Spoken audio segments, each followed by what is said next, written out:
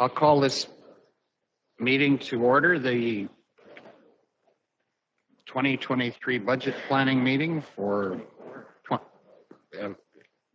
today is 2023, but we're planning for 2024. That's correct. July the 17th. I see that there's 10 of us here, so there's no one excused from the meeting. We have an agenda circulated. Is there anything to add to the agenda? Nothing from staff. Do we have a motion to adopt the agenda? Amanda, please. All in favor of accepting the agenda, please indicate that it's carried. Thank you. And we'll move right into just for information for the day. When this meeting is complete, we'll move on to our committee of the whole meeting in one of the side rooms. So whenever this meeting concludes, that we'll move right to that just for our own information. We'll move right to 2024 budget planning meeting presentation.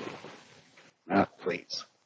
Good morning, Reeve, members of council. It's always a bit humbling to contemplate budget and priorities, service levels for the county of Newell. We have a lot going on in this great county, and I think we're positioned quite well to continue the service levels that we provide and even consider enhancing some service levels. So I'm going to get on my soapbox and kind of take you through a 30,000-foot view of where I see things being at. Just a heads up, I did update the slide decks that are in the agenda package. So if this doesn't look exactly the same, that's why. Just barely this morning, like 15 minutes ago. Yeah, so they're hot off the press. Most of the content is the same. There's just a few new slides, this being one of them. Our budget planning process. So we do have a plan that we try to follow, timelines that we try to stick to. We're at the beginning of the process. And really today is ideas kind of a day. We're going to take stock of where we're at, some of the ideas that have come from ratepayers, some ideas from staff, and ideas that council may have as the day progresses. We don't have it all figured out today. And that's okay, because we're collecting ideas. We'll go away from this meeting. Staff will do work to solidify what those look like in terms of budget commitment, and we'll bring those back to council in November. So there's a few things that will happen in between. That's there for your reference. Purpose of budget planning, touched on this a little bit, 30,000-foot view. What's our financial capacity to continue providing services? Talking about proposing service level changes, setting priorities, and really identifying those areas that you would like to see additional information to be able to make good decisions as councillors. Confirm some assumptions to be used in the first draft of the budget, and staff were really looking for council's guidance as we move into preparing the budget, so we don't go down any dead-end roads that we don't need to go down. So if there's ideas that are presented today that are non-starters, let us know today that they're off the table and we won't do any more work on them. We'll be efficient. Vision, mission, guiding principles. This is our bedrock, our touchstone. This was updated in the latest version of the MDP, so a few word changes there for council. At the end of the day, we want to make sure that we're following and executing on our vision and mission. The County of Newell provides services. It is a crazy level of services. You have an excellent staff who deliver these services. Any given day, there is just an incredible amount of variety of things that are happening at the county.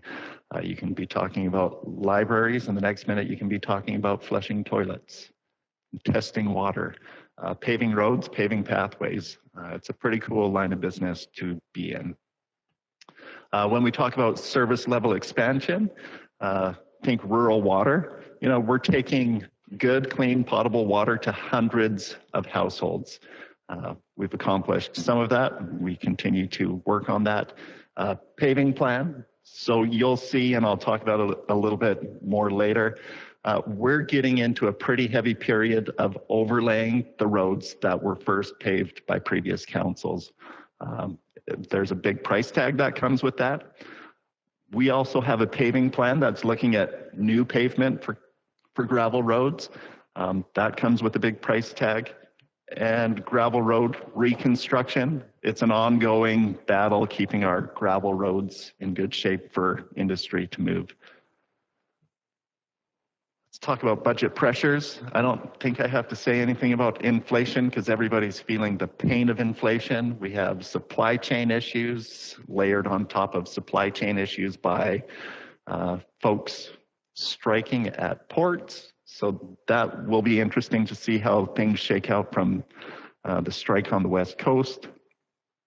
What we're proposing, high level, increasing staff capacity by 2 full-time equivalents. Todd's going to talk to you about Shelterbelts and our trees in parks and hamlets, and an athlete sponsorship program we've got for you to consider today.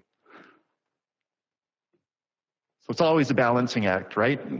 Everybody wants more than what they're typically willing to pay for or have the capacity to pay for. So that's part of the fun, is determining, can we pay for the things that are putting pressure on the budget? When I look at the county's ability to provide services, I look at money in the bank and the value of our assets that are left to perform service. So how much life is left in a road, a water line, a sewer line, a pathway, this building. All of those things are represented in the red on this chart. So you're looking at our net worth, non-financial assets. We got useful life left. We're in pretty good shape there.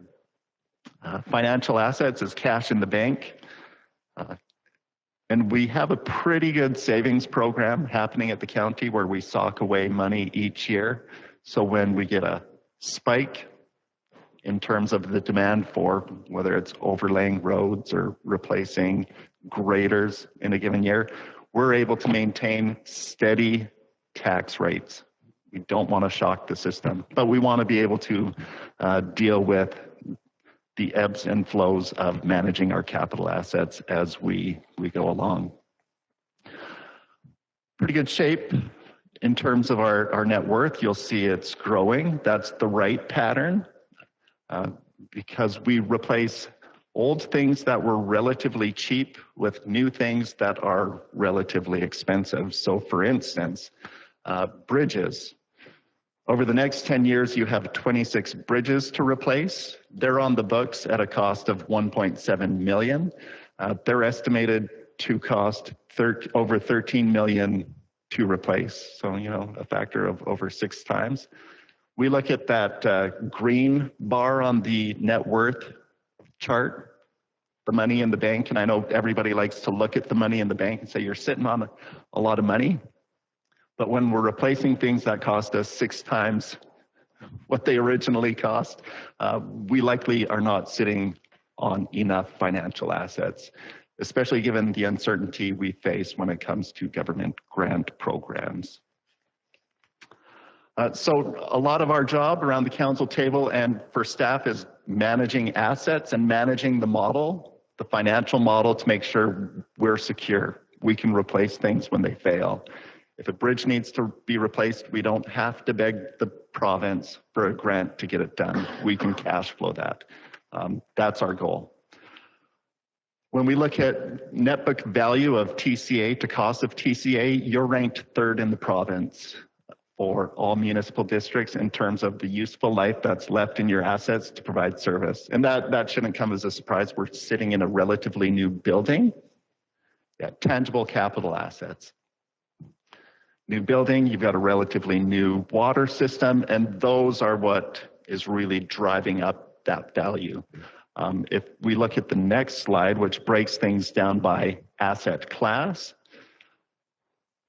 land improvements, buildings, roadways, waterways, machinery and equipment, that's one that needs some tending to, 33%. And you'll see that number actually pop up at the end of this year as we replaced most of our greater fleet. So that number will pop up. Roadways, 52%. We're always investing in our roadways, trying to maintain useful life there. So I really want to encourage council as we go through the whole budget process, which never ends, to take a long view. I think it's easy to get caught up in, well, what's 2024 budget going to look like? And that's a pretty easy question to answer. You could go back to 2023 budget, and we gave you 2024 in there. So if you're curious where we're starting from, go back to 2023 and look in your 2024 column. We'll update those numbers. Some things always need to be updated. But taking the long view, 2024 to 2033, we have estimated capital spending of over $137 million over the next 10 years. New assets, we're looking at water service, and this number is going to need to be updated. We've got $3 million in there for 2024. We're potentially going to need to look at extending that project into 2025 for it to be more cost effective. So that $3 million is going to change. So that's a new asset, new service level. Buildings, you've got 1.4 in the forecast for 2025 for a fire hall in the southwest quadrant of the county. We have that fire needs assessment happening right now. That should provide some additional clarity on what's needed there. And then pavement. So when do we pave the next gravel road? Not until 2028. So the next road, based on our current plan of socking away, it's about $2 million that goes into the paving fund each year. It won't be until 2028 that you have the funds on hand to go from Highway 875 to 876 in Tilly. And then 5 years later, you'll go from Tilly out Township Road 17-2 to connect to Highway 1. So you might be sitting there thinking, well, I don't want to pave that road. Well, that's all right. We can have that conversation later and reprioritize. You know, and that's what plans are all about. You see these things coming back at you, or you might say, I don't like the idea of waiting till 2028 to pave the next road. I want to pave it by 2025. All right, we can have that conversation. What needs to change for us to get there? You'll notice on this 10-year forecast, the biggest component is your roadway system, the green bar. It's really all about the roads.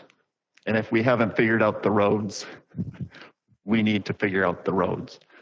They're expensive. It's what keeps the economy moving, provides a good quality of life. The other thing I'd encourage you to ask when you see any forecast that staff put in front of you is, what's missing?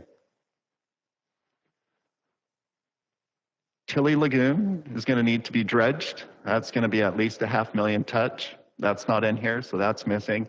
And we've heard Cole over the last year, I think, talk about Lake Newell Resort Lift Station, so that is also not in here. So this forecast of $137 million is low.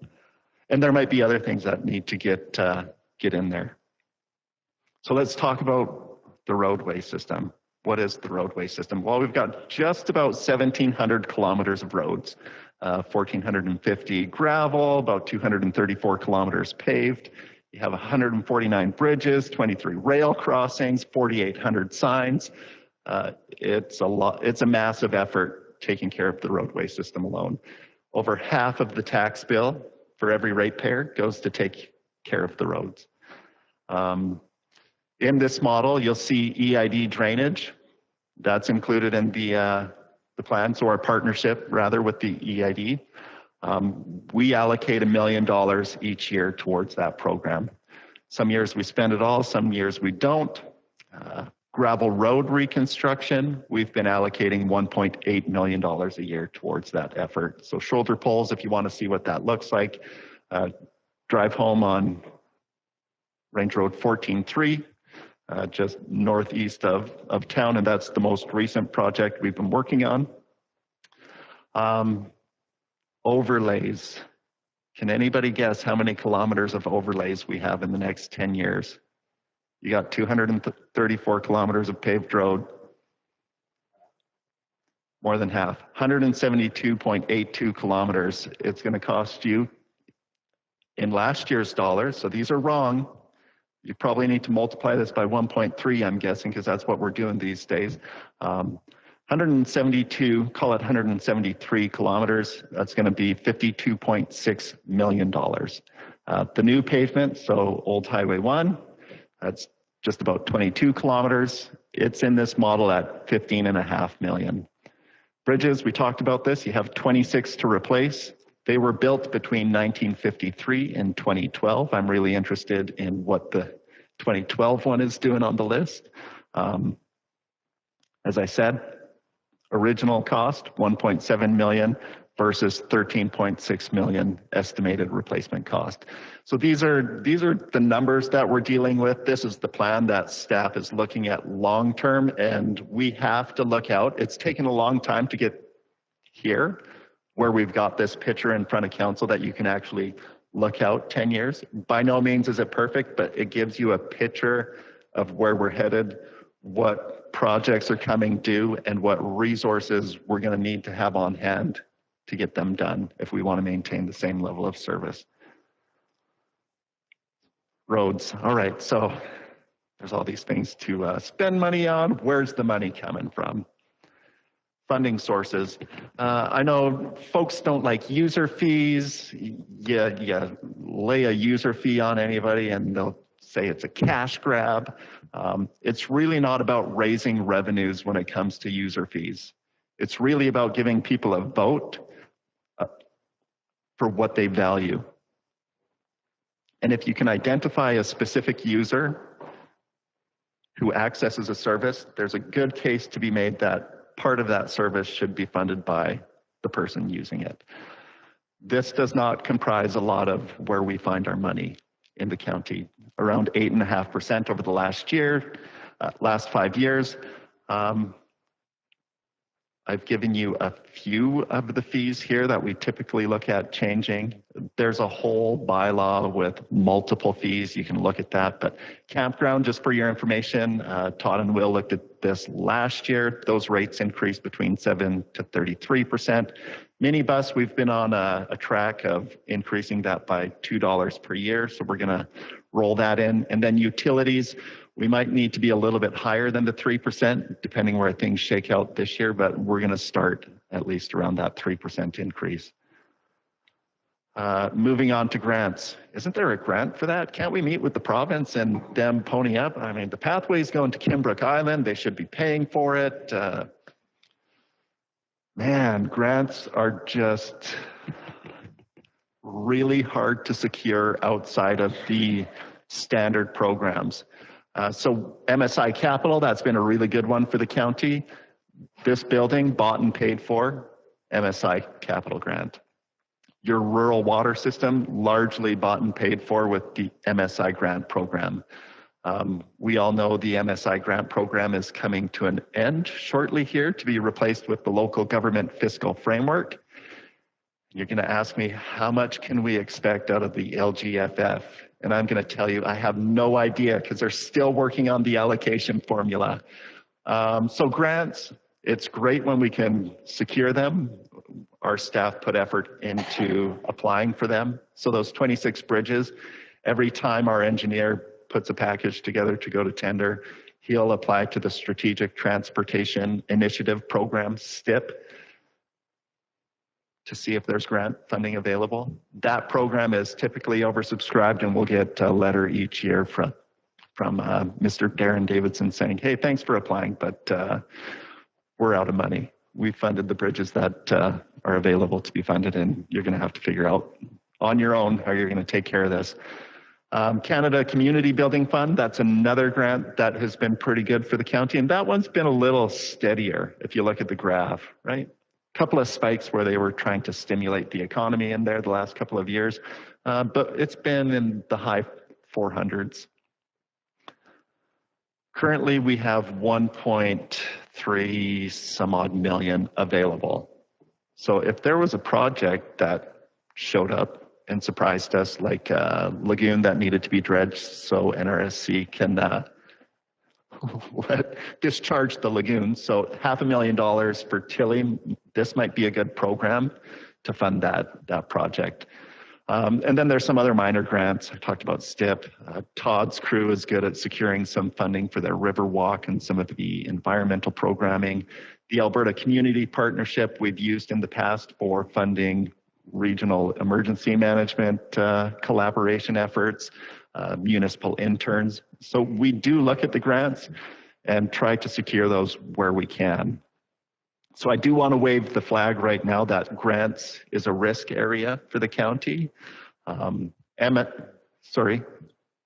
Oh, just as per this indicates, those can be accumulated to be used into the future. Is that correct? All these that you're talking about? Yeah, each grant program has its own parameters. So I believe the federal gas tax, or the CCDF, they're calling it now, you can accumulate up to 5 years to use for forward projects. And MSI was similar. MSI also had the feature of you could commit future allocations to projects today. And that's what this council has done at the county twice for the rural water project. The first phase, to cash flow that rural water project, we borrowed on debenture at pretty good interest rates. And then as the MSI allocation came out each year, we paid off the debt. For this round 2 of the rural water project, we were approved for just over $15 million from MSI to go towards that. Now that MSI is ending, the grant folks have said, to make our numbers work in our database, you need to scale that back to just over 8.4 million. So that's enough to get us through phase 1, phase 2, a little bit into phase 3 and pay for the engineering.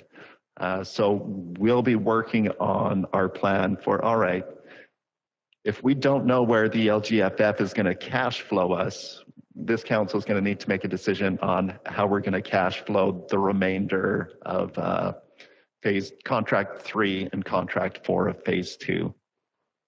Luckily, we're in pretty good shape financially. So we've got the flexibility of saying, well, do we take it out of our reserves or do we take it out of our or do we borrow debt and fund it that way?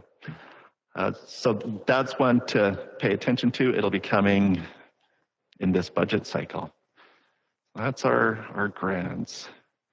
You wish there was more.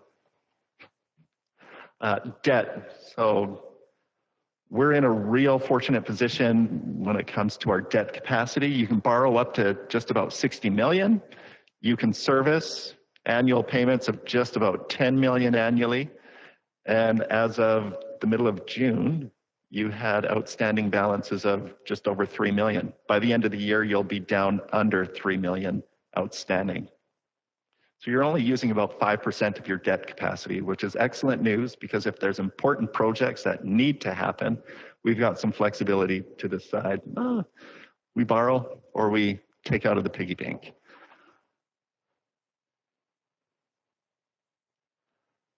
Savings, so restricted surplus, which is a funny name for your savings account, but that's what the accountants decided to call it.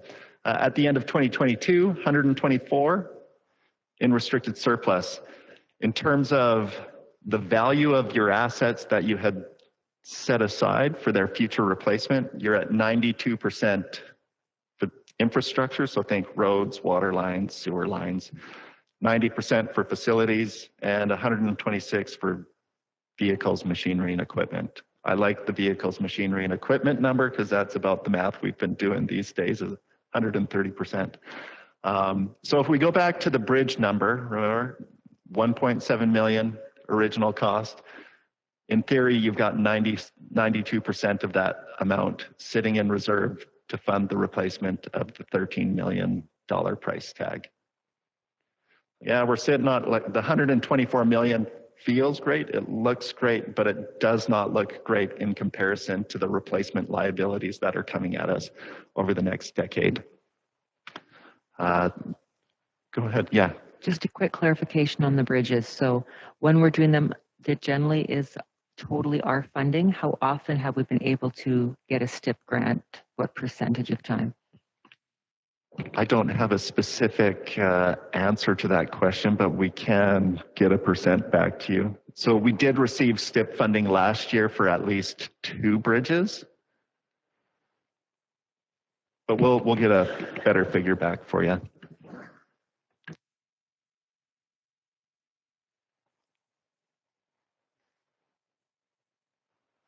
Moving on, property taxes. Sorry, yeah, go ahead. I just wanted to share that that is historically a provincial download. Bridges used to be covered by the province. And so this is maybe 15 years that we've been on the hook for bridges. So it's been a huge learning curve for municipalities, I would think, generally speaking, to start having to replace these expensive bridges, right? Hopefully, if we're lucky, the EID will keep converting open air canals into pipelines, and maybe we can drop a bridge or two off of our portfolio. Before you move away from the restricted surplus, just a quick question for clarification. This last chart, 2022, had restricted surplus projection of 124, but earlier it said we had 143. So is that just the difference in projection and actual, or what's the reason for that discrepancy? Sorry, where are you seeing 143?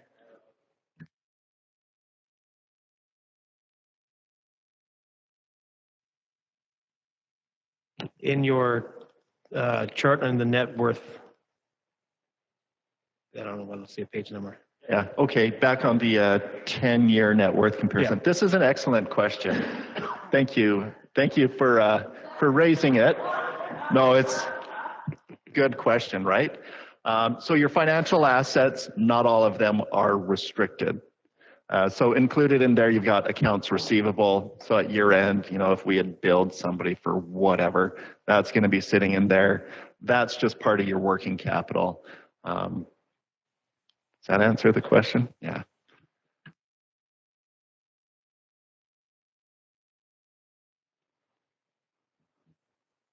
All right, debt, restricted surplus, we've robbed the piggy bank, and now we pick pockets. I shouldn't phrase it like that, but, you know, death and taxes, am I right? So where have we been in terms of property tax policy? I think, you know, 2019, 2020, things were such that decisions were made to take what I think is a very progressive tax policy. Property taxes cover about 78% of our revenue budget over the last 5 years on average. You'll notice the red line in this graph is your farmland tax rate, and we've had a shift where farmland back in 2014 was covering about 33% of the ag service budget amount. You're now up to 61% in 2023. So we've made changes over time, and I think you've got to a more sustainable position with the funding of your ag service department. We've maintained pretty steady on non-res and residential. The other line I want to highlight here is your small business rate. So that's your green line. Province introduced new legislation for small businesses that have less than 50 employees across Canada. The MGA empowers council to set a small business subclass and have a reduced tax rate. And we've made that change. So you might be curious, how much money have you left in small business taxpayers' pockets since 2020? $494,000. So an additional $494,000 could be sitting in your restricted surplus. The policy choice was made to leave it in the economy. Small business owners, do your work. We also, in 2019, kind of changed the way we looked at treating our taxpayers on June 15th. So if you came in the door on June 16th and wanted forgiveness and to pay your tax bill, you'd get hit with a 3% penalty. We kind of flipped that math. We increased the tax rates a little bit, but we, in exchange, gave a discount for those good folks who settle their tax bill by June 15th. So the first year, the economy was in the tank. It was an 8% discount that was provided. And then every year since, it's been a 2.5% discount, which when I hear 2.5%, I'm not wild about 2.5% as an individual. Like, it doesn't sound like much to me, but it's still better than a 3% penalty. So you might be curious, how much money have you left in your ratepayers' pockets since 2020 when that was initiated? $3.8 million. So between your, what sounds like a small discount and a small shift on your small business tax policy, you've left over $4.3 million in ratepayers' pockets to drive the economy. And when is the next time frame to pay? Is it 6 months? November 15th is your next deadline, and I think the penalty is 8% for November. Basically 5 months. You get it. Okay.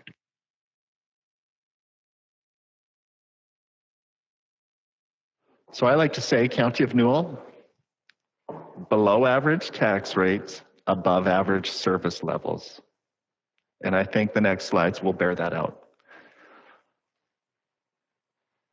We talked about services, so we're here talking about services. We're talking about replacing bridges, overlaying roads. We need money to do it. If just about 80% of the bill is paid by property taxes, you've got two choices. You can play with your tax rate, or you can attract development. This current council is very pro-development, very pro getting out of the county and meeting with folks, trying to build relationships that draw development here, because development increases the assessed value side of your equation.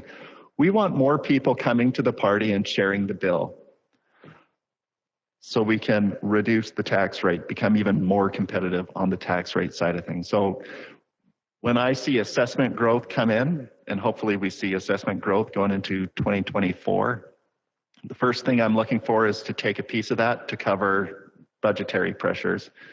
Whether it's cost of living increases, service level increases, we need the funds to cover those budget pressures, service level enhancements. And then with the rest, we can decide how competitive we want to be on the tax front.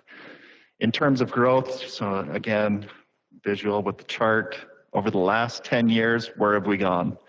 Well, non-residential, down 10.16%.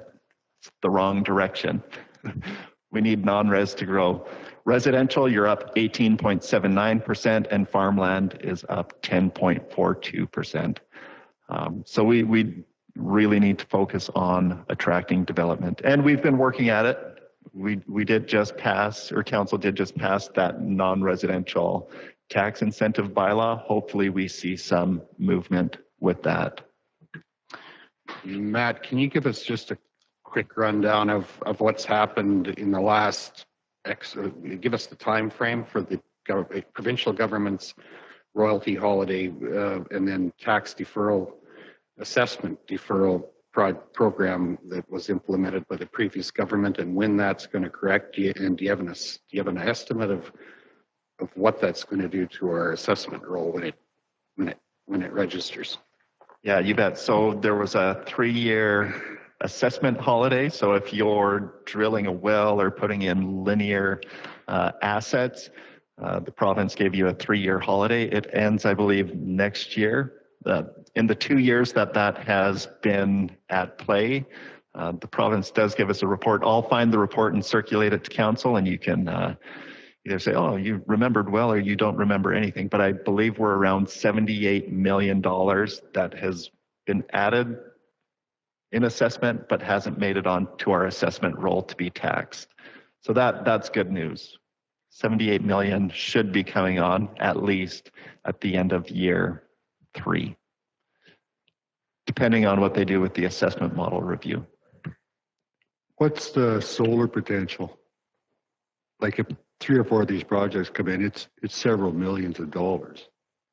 Yeah, the solar is potentially significant if the solar starts getting built. So we can get you a number on that. And I know I've got a spreadsheet that's going there. So, I mean, for any linear, whatever your construction cost is, you get a haircut right off the hop, right? So if you put $500 million of solar panels in, the assessment model is such that you get a 25% haircut right off the hop.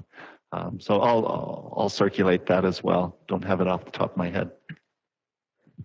So as far as farmland assessment, when let's say something like a solar project goes onto farmland, does that land still remain farmland assessed, or does it become linear assessed, the actual land? It depends what they're doing with that land. If you put sheep on it, farmland. And is that our rule, or is that the Alberta government rule? No, we don't write any assessment rules. That's all provincial. And our assessor has to color in some pretty tight lines. Like he's audited each year by the provincial assessors auditors to make sure he's coloring inside the lines. So typically, if we have a ratepayer who's upset about their assessment, they come in and want to appeal their assessment. After speaking with our assessor who unpacks it all for them, we're pretty good at talking people out of appealing their assessment once they know the framework that it operates under. Is it in our best interest to lobby the government to change that assessment for land that becomes more linear than stay agriculture? Yeah, I'd say whether they would listen to you, but anything that puts a different value on the land. I mean, because farmland gets assessed for its productive use, not its market value. Anything that changes the equation in the favor of assessed values going up, yeah, is worth lobbying about. So just to understand what you're saying very clearly, so a solar panel yard, let's say that's a quarter section, and is assessed based on the solar panels, literally will also be assessed as farmland if there's anything agricultural done on the land, for example, grazing sheep or something, and won't be if it isn't. Yeah, potentially, and we'd have to get Halstead in here to answer all the details, but we've had a project where like land is assessed separate from improvements to the land. So if your land is supporting a commercial operation, it can be assessed as commercial lot. If it's land supporting residential, different value on that. If it's farmland, different rules for the assessment of that. Okay, thanks, Matt. Neil? Yeah, just to clarify, in my situation, I still pay the same as I did ag-wise.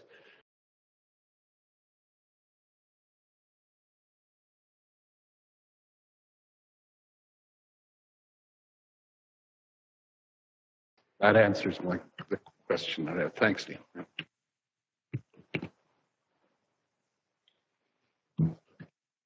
So is that only done because his is leased, so the solar company owns the infrastructure, but Neil still owns the land? Is that why that's? I don't think ownership of the property matters at all. It's the use of the property. And then where lease agreements come in and who splits the bill, that's up to the landowner to be a savvy negotiator. So when a solar company comes in, the land, everything is approved by AUC. We change the land use, or we are asked to change the land use. So that particular land, is that when the assessment changes, is when the land use changes. So should we be changing that land use to a commercial application rather than an ag application? It would not matter. So whatever the ratepayer is using the land or the property for, that's what drives our assessor. So if you've got if you've got, let's say, an acreage, and you've got a garage on that acreage, and you use that garage to house your billy goats or a couple of sheep, that portion of your garage will not be assessed as a residential property. It'll be assessed as farm property. So it's the use of the property, not anything we've got in the land use bylaw that drives assessment.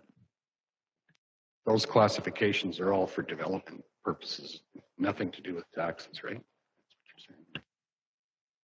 That's definitely a lot to keep straight, and it's not ever very straightforward to the layperson or to people who have been working in the business for 10, 15 years either. So carrying on property taxes, below average tax rates, above average service levels. Looking at residential, and these are just here for your information. Municipal Affairs has not released the 2023 numbers yet. I was able to at the last minute, and this is why I kind of had this sneaky last minute update to the slides. They updated their numbers on Friday. So I was able to pull some comparisons in. Everybody except Big Lakes County has their numbers in. So Big Lakes is not in here. They would increase the numbers a little bit in terms of averages here. Residential, just below. We're the 32nd lowest out of 63. If you wanted to be in the top 10, you'd have to have a rate of 2.7 or lower. That's a pretty big haircut. Farmland, you're the 19th lowest out of 63. Top 10, you'd have to be at a rate of 4.8 or lower. Again, that's a pretty big haircut. And looking at non-residential, 14th lowest out of 63. The top 10 are at 8.42 or lower. So that one's a little closer within reach to get into the top 10 lowest non-residential rate in the province. So these are based on rural municipalities. Right, MDs only, our peers only. at RMA. As far as residential, how do we compare to urban municipalities? I'll get that for you. Yeah, if you could, that'd be good. Yep. Yeah, are you comparing counties that are the same as ours? Like, that's quite a spread. Or is it something way up north that there's nothing going on and no services? Oh, up north, there's lots going on. Yeah, so this is all 63, top to bottom of the province. Because there's some huge counties up there that do a lot of business. And it's only fair to compare. Like, when I hear that, I think, geez, we got to get our tax rate down. But it depends who you're playing against. Yeah, it depends which way you want to look at development and the equation. So Rocky View County is one of the largest. You say, well, what do they have going on in Rocky View? They've got a lot of residential assessment. They've got over $12 billion in residential assessment.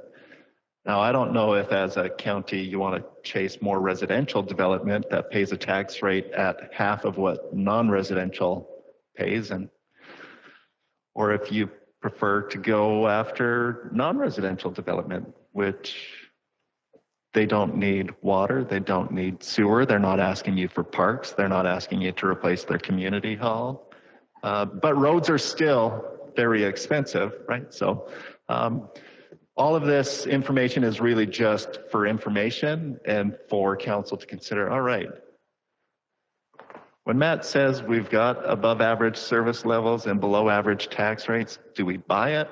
Well, there's the information, like we are below average, and there's things that could skew the average. So you could have outliers at the top and bottom. So you could ask me, hey, cut the top and the bottom out and let's see where we shake out. Or we could look at it by equalized assessment, by population, by geographic area. There's a million ways to slice and dice the numbers, and we can do all of those things if you want. But as it stands, above average service levels, below average taxes. And I'd like to see that continue for the county. Like in my seat, that's my challenge is of all the asks, of all the random calls we get for, hey, I think you guys should have a tree program to block out these solar panels that you're making us look at. Or we want more weed control, or I'd like the road to the aqueduct paved.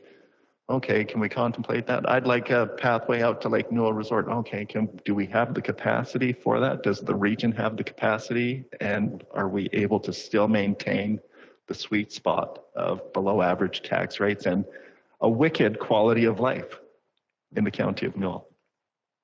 So how do we do that? Again, back to the equation, assessed value divided by 1,000 times your tax rate, it's assessed value. We happen to be above average. And when I look at this chart, I'm like, man, 18.42 billion is the top end. And we're at 3.88. How do we move to the next level? The top 10 in the province are at 6.6 billion in assessment or higher. So how can we double our assessed values and drop our tax rates? And that's our challenge, right? That's what Joint Services talks about, economic development. That's why we entertain ag journalists. That's why we go to Spruce Meadows to talk to ATCO. We want development here in the county. It's an awesome place to be.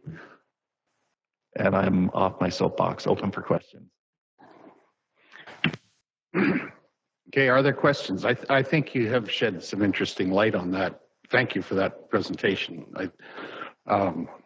As you've said, there's all kinds of ways you can divide up the comparators, and if there are other ways that we want to look at, I mean, you're open to us asking for that, which is good. You know, that there may be some valuable information for us there, but I mean, definitely, I appreciate your assessment of above average services, below average tax rates. I think that's good for us. I particularly note the focus on roads. We know that is a priority for us, and basically to get to where we need to go, and also for business to get to where they need to go. I think. To me, it seems, you know, where our focus is on, you know, we've talked a lot about economic development, and that's kind of what does that mean? Well, it means businesses that are willing to invest in business in this area. It still seems to me that there's opportunity in front of us there from even what you've said and the connected corridors and services that we have. I think we may be at a point where we can find ways to leverage that to address what you're talking about. How do you get that assessment up? It's about telling our story and attracting the right people for investment here, and there's got to be a way to do that. Anyway, that's not specifically a budget consideration, but I think it is a pretty good challenge. Greg, please. My challenge is, how do you get that assessment up without taking away viable farmland? And you know, when you look at it at a very cut and dry kind of way, increase in solar panels and windmills or wind turbines and things like that really would drive that assessment up, increase it incredibly. But you have to look at the other flip side of it. What are we giving up? And that's viable farmland. So it is one of those things that we have to really watch what we do as far as being comfortable with the amount of assessment that we have and use it effectively. And if we're looking at increased growth, we really have to look at some of these bigger projects if we want to increase that assessment. Thanks, Greg. Holly and. I guess in terms of an increased assessment, like with us different businesses and not focus on the solar. Look at the food corridor on Highway 3 between Lethbridge and Tabor. How do we attract that north? I'd like to focus more on those kinds of opportunities because, yeah, I agree with this with the solar, right? Yeah, there's money there, but there's the balance. The way I was thinking is to do it quickly. That's the way to do it quickly. To do it slowly and ethically would be the nonlinear and the slow growth. Thanks, Greg. Neil? Yeah, I kind of think that two things. Newell is a place to come and make money. It's provided opportunity for thousands of people. And then you take the money and move to Rocky View and buy your beautiful house in the foothills. So we have to put ourselves in the place that we really are in. So I think it's best to chase industry and to keep that going, because we're never going to turn this into the Shangri-La where half the country's going to move into. Thanks, Neil. In a minute, Kelly, I just want to add to, or just a follow-up question to that in relation to something Matt talked about, where you have Rocky View County with such a high assessment in residential. Is there, what would their, and I don't need an immediate answer to this, but is their residential tax rate similar to what we would look at in regard to that, do they have an elevated resident? Are they garnering more funds from the elevated residential tax rate? Is that accessible information? Yeah, I can chase that. We don't need it right now, but that's something that I think about in relation to that, right? Because it has some bearing on where people live. And okay, Kelly, please. I just wanted to comment on business generally speaking. I think our job as a council is an attitude. I think that we have to be open to whatever comes to us, open and ready if that's possible. I'm of the mindset, and from my experience, we don't have the luxury of pinpointing what comes to us, but we can be ready for them when they come, and we must be ready. And then the attitude that they receive from staff and from council when they do knock on the door, I think that's our job right there. Yes, thank you for that, Kelly. I think the other thing that feeds into potentially being a chosen place or a priority place for business to invest is having the infrastructure ready to service some of that. And I think, as Holly indicated, when you look at the Highway 3 corridor, we probably don't have that developed anywhere, but maybe that's something we contemplate together with business or something like that, because that's the one thing that, you know, we have a rail corridor going east and west. We have east-west and north-south highway links that are remarkable. We have water, and so the transportation corridor is there, and we have location as things move north in the province. So it seems to me that there may be some opportunity in that regard in terms of making sure we have the infrastructure ready. And I have to say that I was challenged in that direction visiting with the Mayor of Coaldale recently, talking about what they're doing in their area. So go ahead, Neil. Yeah, I think Highway 3 is a model that's probably one of the better ones on the continent with what they're doing. You've got Medicine out on one end, Lethbridge on the other. Now they want to extend it, go all the way to Cranbrook. They've got the perfect scenario. So it's a good model to chase. We might have to figure out a different angle. We can't recreate Highway 3, but we can do as you say, and I have no idea where to go, but I know Highway 3 is, I know a couple of the guys from Saywa, is an amazing combination of politicians along that road. They've done a really cool job. Go ahead, please. So your answer on Rocky View tax rates, 2.53 is the residential rate, 5.69 is farmland, and 7.59, call it 7.6 for non-residential. And they are the 18 billion on that chart. Wow.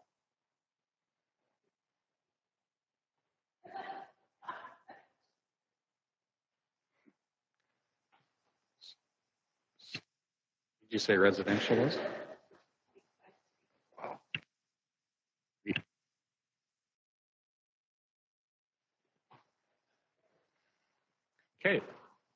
Any other questions?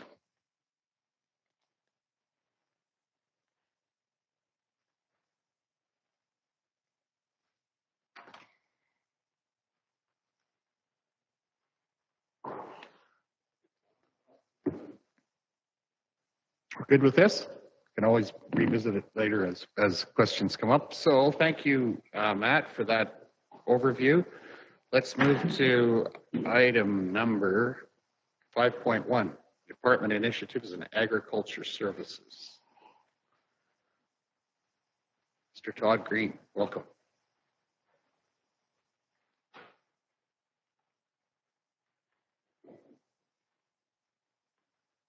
Good morning.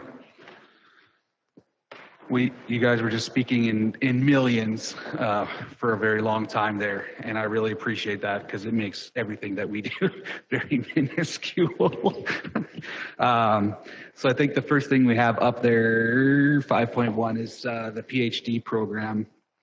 So this is something that we talked at great length with this council last year and this spring, and there was I think some good moves that we did. We've taken the baby step approach to getting back into the program with the EID and the PhD program.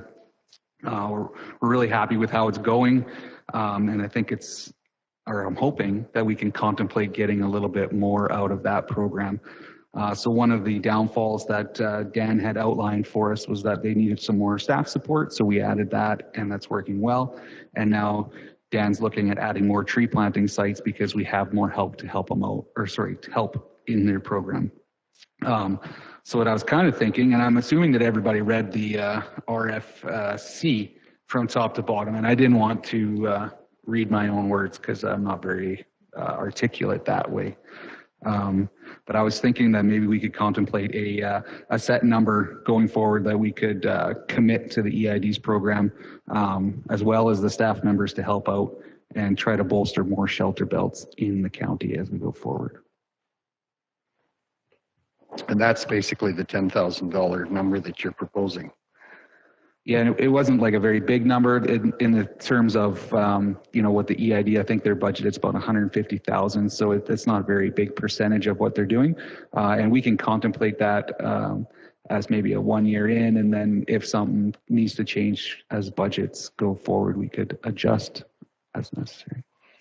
Okay, thanks, Todd. I have some comments, but we'll take some questions or other comments first. Go ahead, Holly. Hi, Todd. A couple questions. So what is the cost of the labor? Because I think we dedicated 2 staff to it. So if it's 10,000, what is the actual cost including the labor?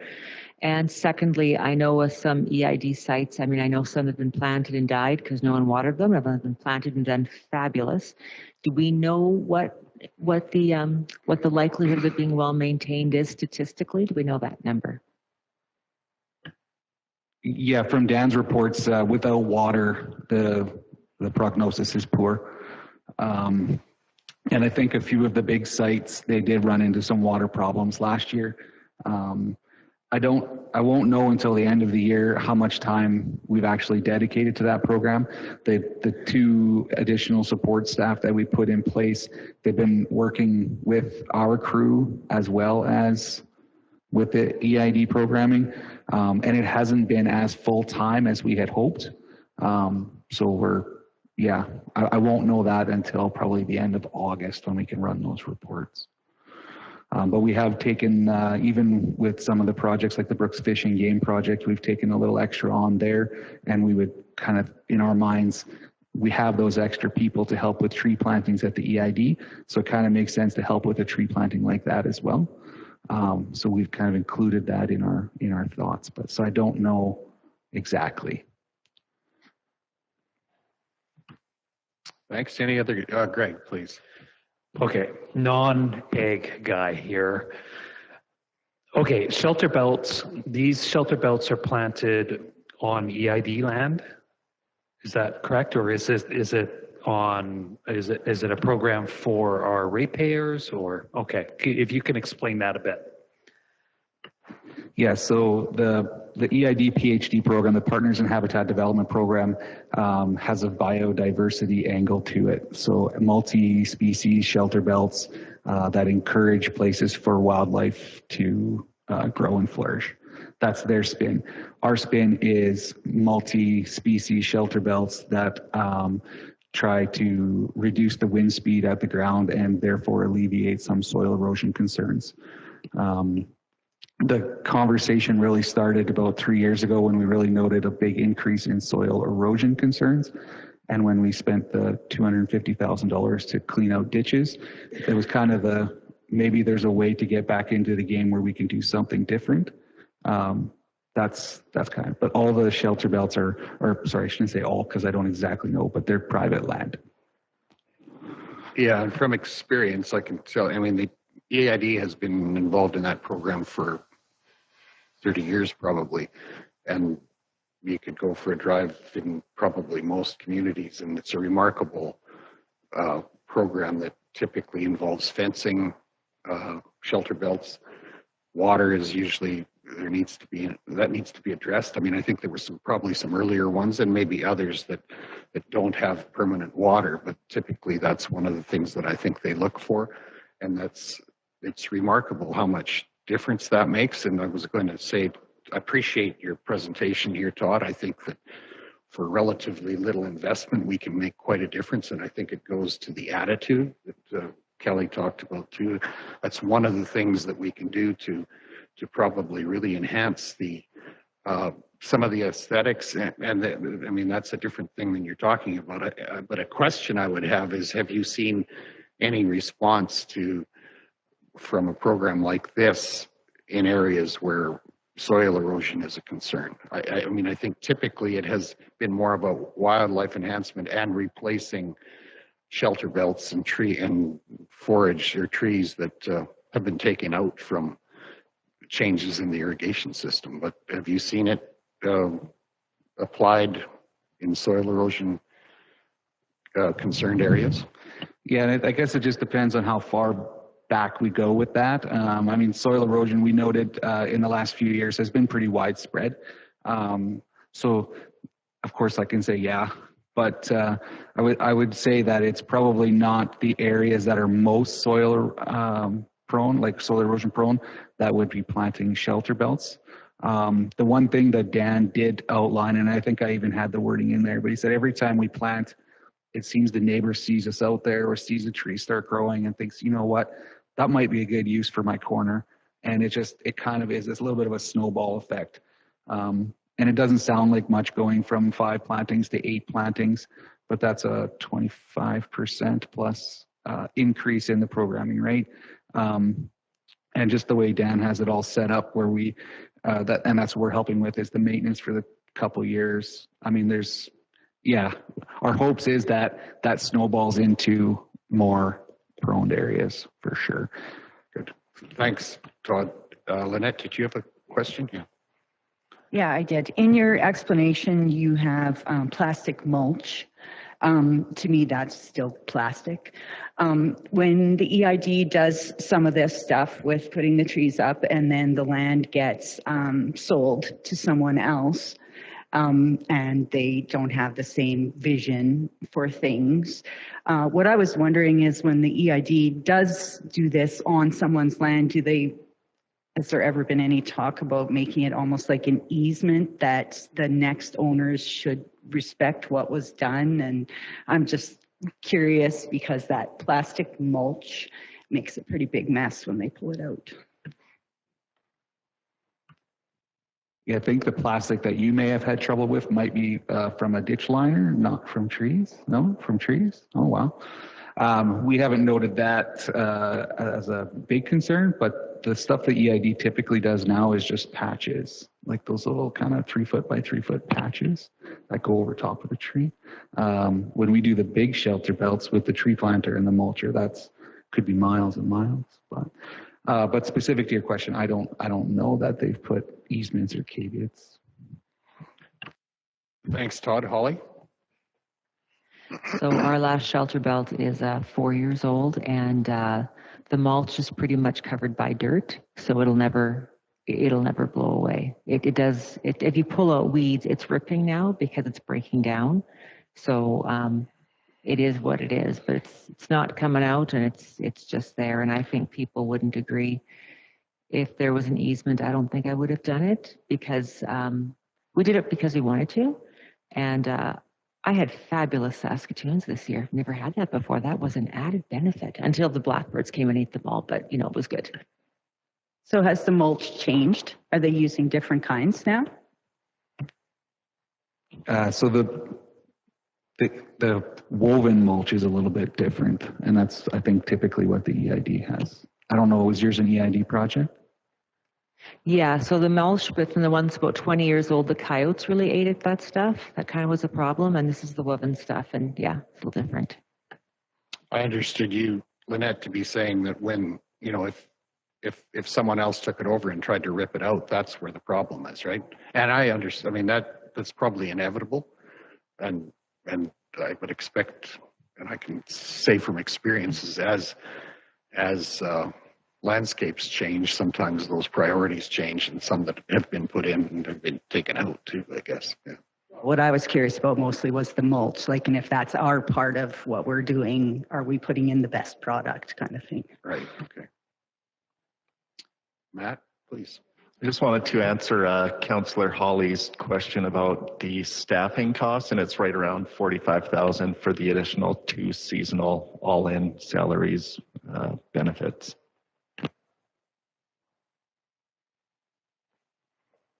But they're only being used a portion of the time for that PhD, right? Correct. Holly? But if we put 10,000 more into trees, would you envision that would be 2 full-time jobs then, because you've increased the EID work by that much? Not based on what we're seeing this year. It's hard because it's the first year we've really been involved in the maintenance side of things. We've in the past, we've been more of the plant and then, shake hands with the landowner and be like, hey, let us know when you want to do it again. But the maintenance side, and being a drought year, the maintenance is not excessive. Where the watering is happening, obviously close to the tree, there's some weed whipping, there's some weed pulling, that kind of stuff. But between the rows, it's bleak. There's just not a lot going on there. So it's hard to say. I could envision it being more. I could say 2 people 3 days a week as a typical average, from kind of May 20th to August 20th, but it's not going to be full time, at least not for a couple of years. Okay, thank you. Any other questions?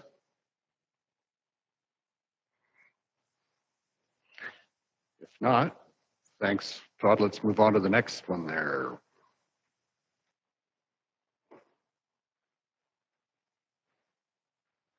So I'm all about trees today. We don't usually talk this much about trees, but I'm loving it. So one of the other parts of trees is the maintenance that between municipal services and us kind of do for urban kind of area trees. So places like Scandia and Tilly that have trees that sit on public lands, as well as the parks, so campgrounds, things like that. We do a lot of ad hoc maintenance. So tree falls down, we either go and collect it or we get a contractor to go and do that. It's always after the fact, and it's always after the risk has been there, I guess. So one of the things that we were curious about is whether we should initiate a program so we know what we have for urban and park trees, and we know what condition they are in, so we can determine if there's some preventative maintenance we can do to either extend the useful life of those trees or reduce the insurance risk, or even just the risk of potential harm should these trees fall. Specific to Emerson, every year we have to call in a contractor at least twice a summer to pull big branches, not off of a camper or a person, but they fall into campsites just because they're big old cottonwoods that potentially need some extra work. We just don't know what that is. So we were just curious if there was a benefit to treating our urban and park trees as assets, which then we would want to consider a budget for preventative maintenance programs and a replacement program as well. And I guess the one thing that I didn't write in there as a follow-up action would be to figure out what it might cost to have somebody that understands trees better than Todd assess our trees. So maybe like a contractor, which I was trying to figure out this morning,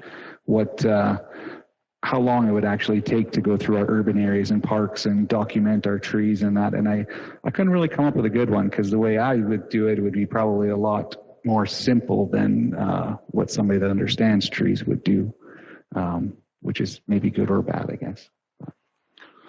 So I was hoping we could bash that around, and then if it was something that we wanted to consider, I would definitely maybe try to build a program and get a better price estimate for the 2024 budget deliberations. Holly? Could you clarify with the trees where you're talking about? I can see Emerson Campground, because that is the campground of the County of Newell.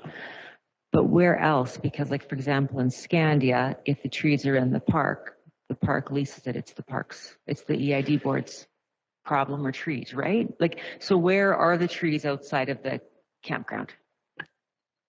Yeah, so I think primarily I would be thinking of, like from my perspective, trees in campgrounds are a little more, it's in my head, I understand that, but we got the Tilly campground that's also municipally owned. The Bow City campground is municipally owned, although somebody leases the property. Emerson for sure. Hamlets? And then the hamlets on top of that. So when we think about the county-owned properties within the hamlets, so the Scandia, the Ball Diamond, and the park area, that's all sits on county-titled land. When we go to Tilly, there's some boulevard trees, there's some back alley trees, there's some parks trees as well. Where else? Rolling Hills. There is some trees in Block X. There's some trees in, I shouldn't say that, Block X, across the road from Block X, that we have part of that property leased to the campground, but not all of that property. So those are the kinds of things that we're curious whether we consider them to be an asset or a liability. And to me, if they're an asset, we should be looking at urban trees as well as our Shelterbelt trees and replacing some, adding some, working with our communities to do that. Go ahead. Dina. I was just going to say, as far as an asset, I know when we were at Emerson Bridge, those cottonwoods, they're amazing. And if there was something we could do to maintain them so that they are going to last longer, would be, to me, an asset, I think. If there's a way to save a tree by some general maintenance, I think that's probably a better answer than waiting for it to fall over and haul it away.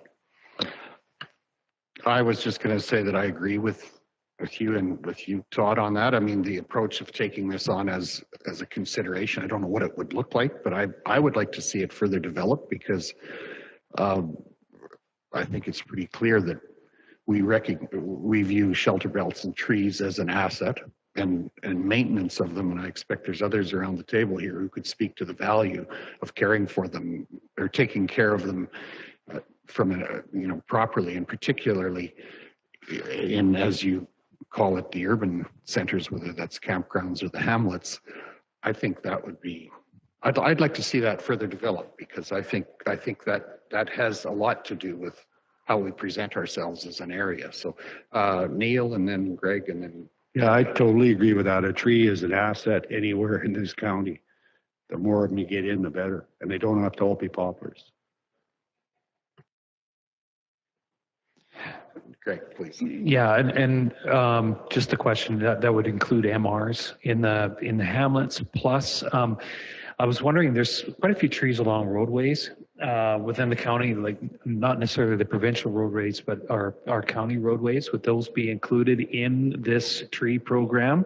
And looking over at Mark, he's totally agreeing with me. So because those trees along the roadways, they're important too, and there's a huge liability issue there, but it's pretty cool to see birds of prey and things nesting up in those trees. And if we can save them, that would be great. Thanks, Greg. Kelly, please.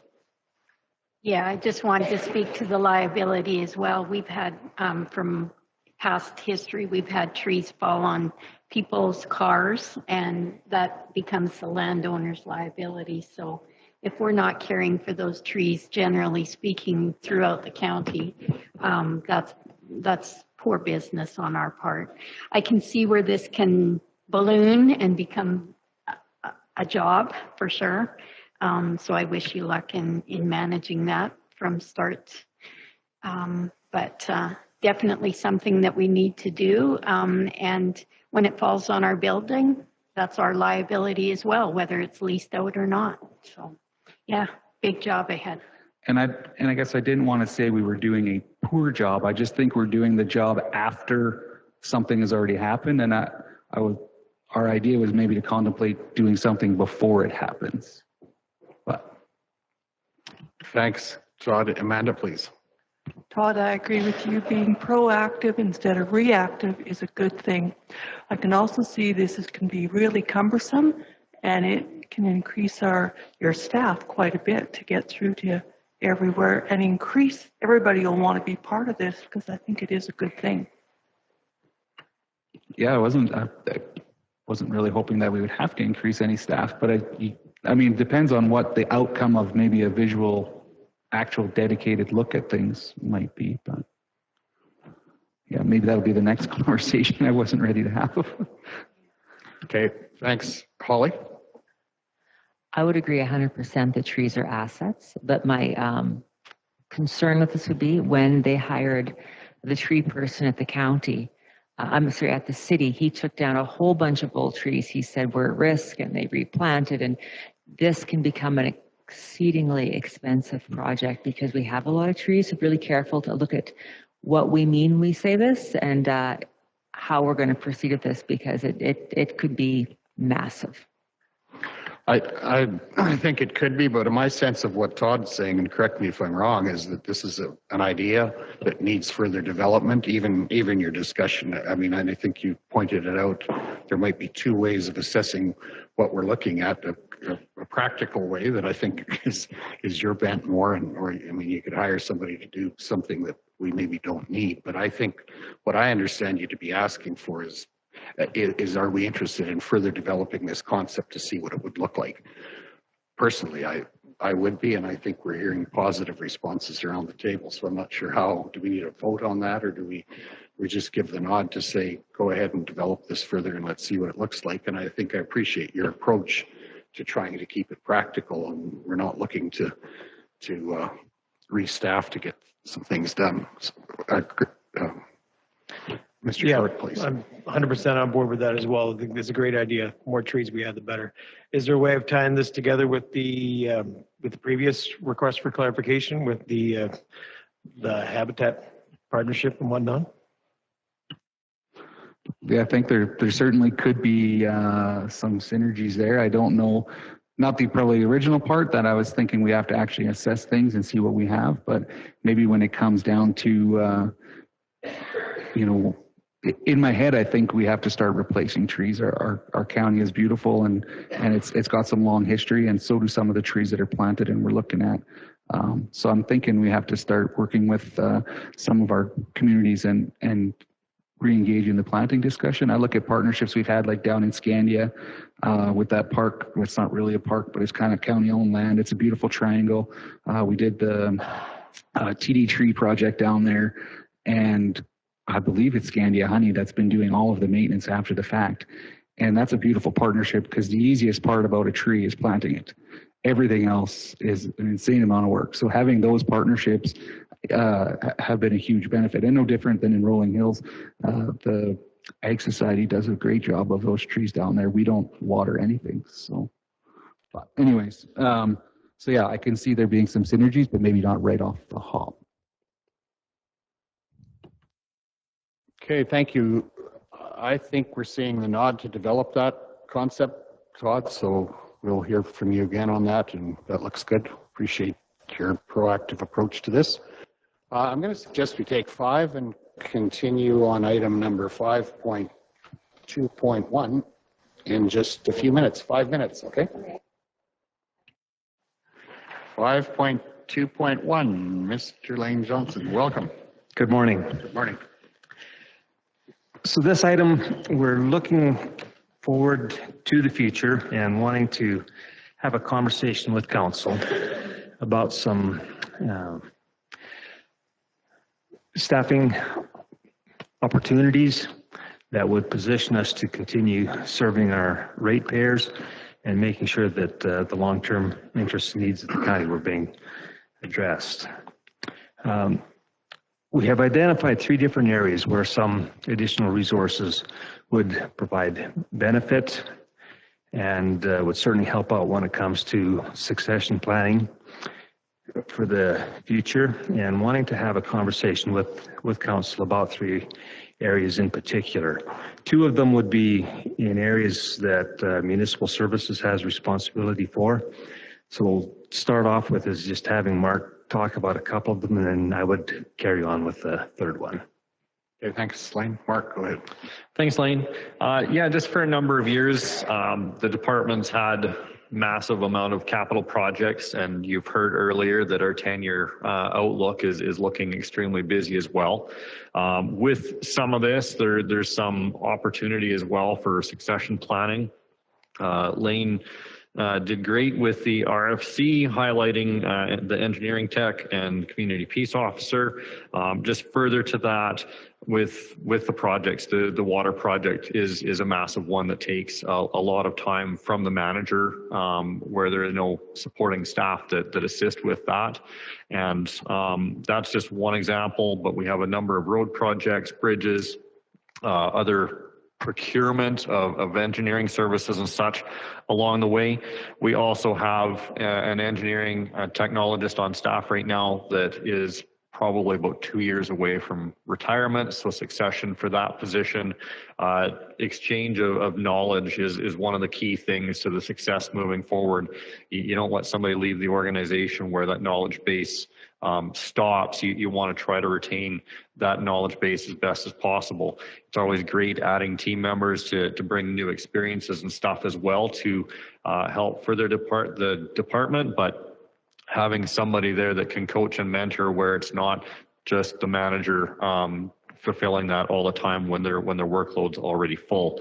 So that's where that's kind of at. And part of it is that we have the procurement side, we have tendering, construction management, GIS data upkeep, so our mapping and whatnot with our tangible capital assets and GIS asset management, through the mapping, coordinating with the GIS analyst for those changes, and contract management.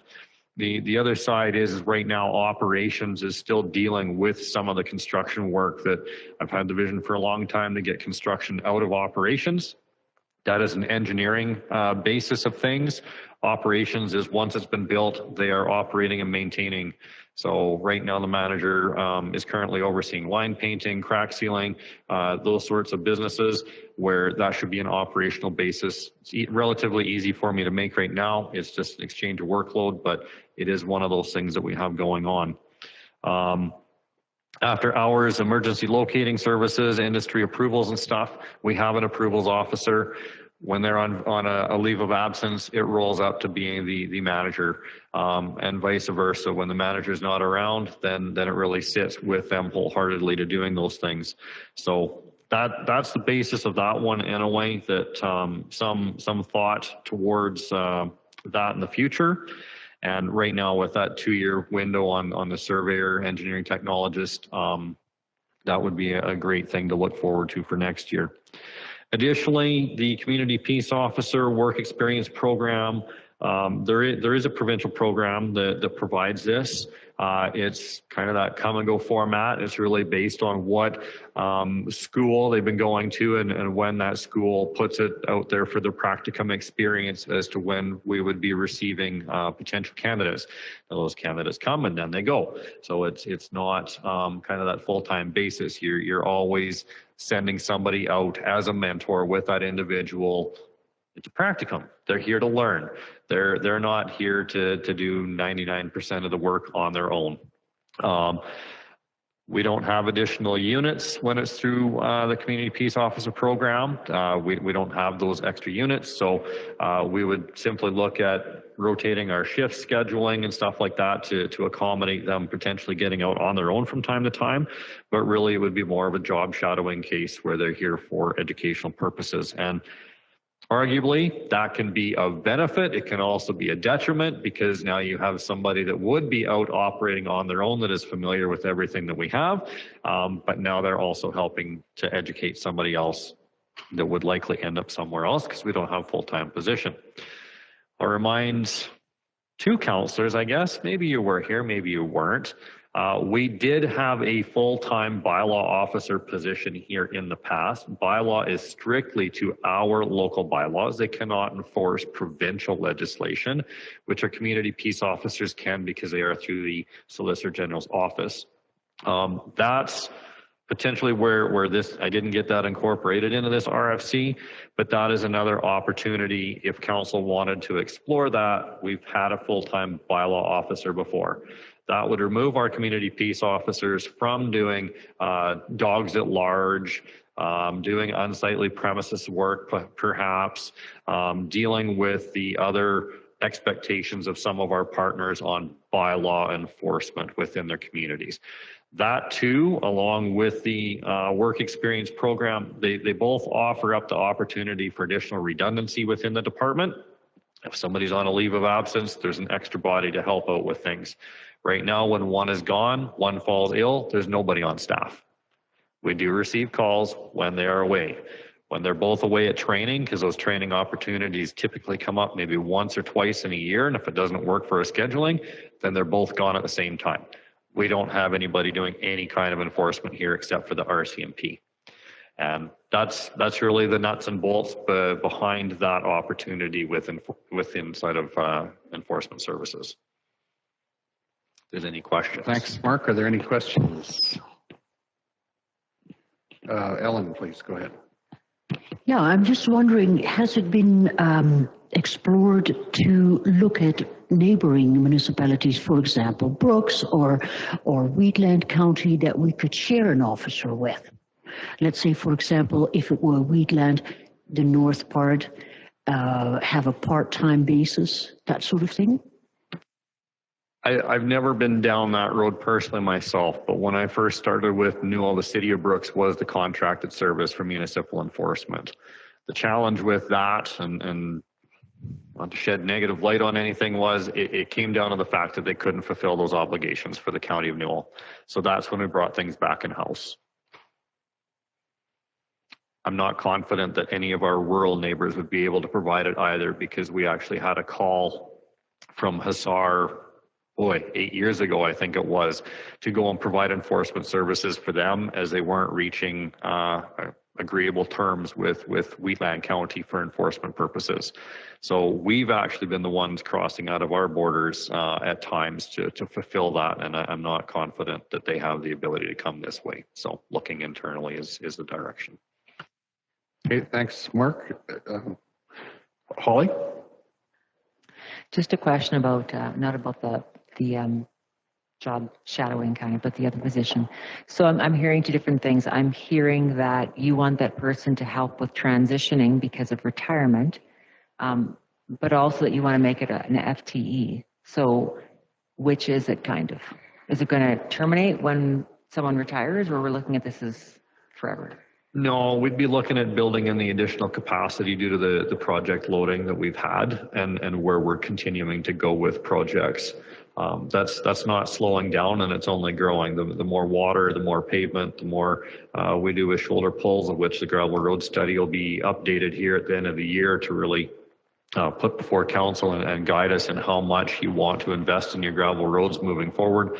All of that is tendering, procurement, engineering, design, and working with everybody on that. So building in that additional capacity to deal with on that front. Go ahead. Thanks, Mark. Go ahead. But we don't have more roads. They're there. So you want to do better service to our roads. You want to increase the service level if we need more people then, because we don't have more roads. No, the position is to assist with the general procurement and oversight of the projects as we're doing that work. It's not a matter of adding roads. It's a matter of how much workload is there. So for instance, the EID partnership is now on my plate because the capacity doesn't exist within the managers to deal with that project. The regional water project is a massive one.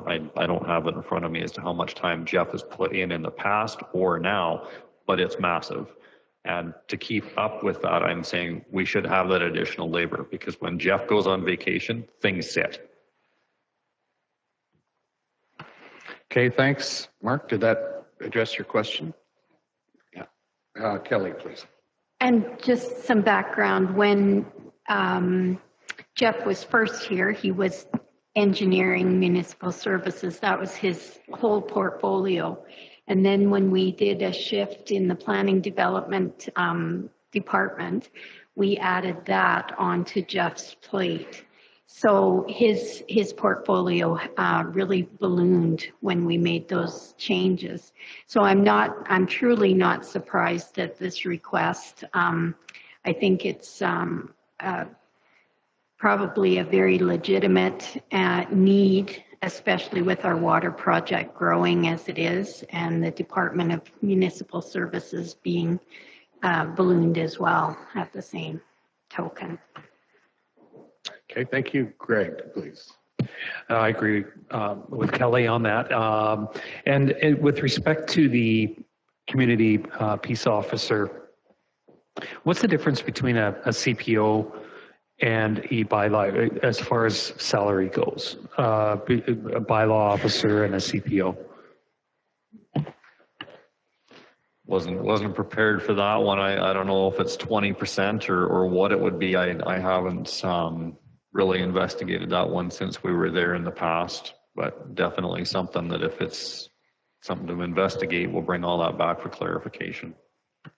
Okay, thanks, Greg. And as far as right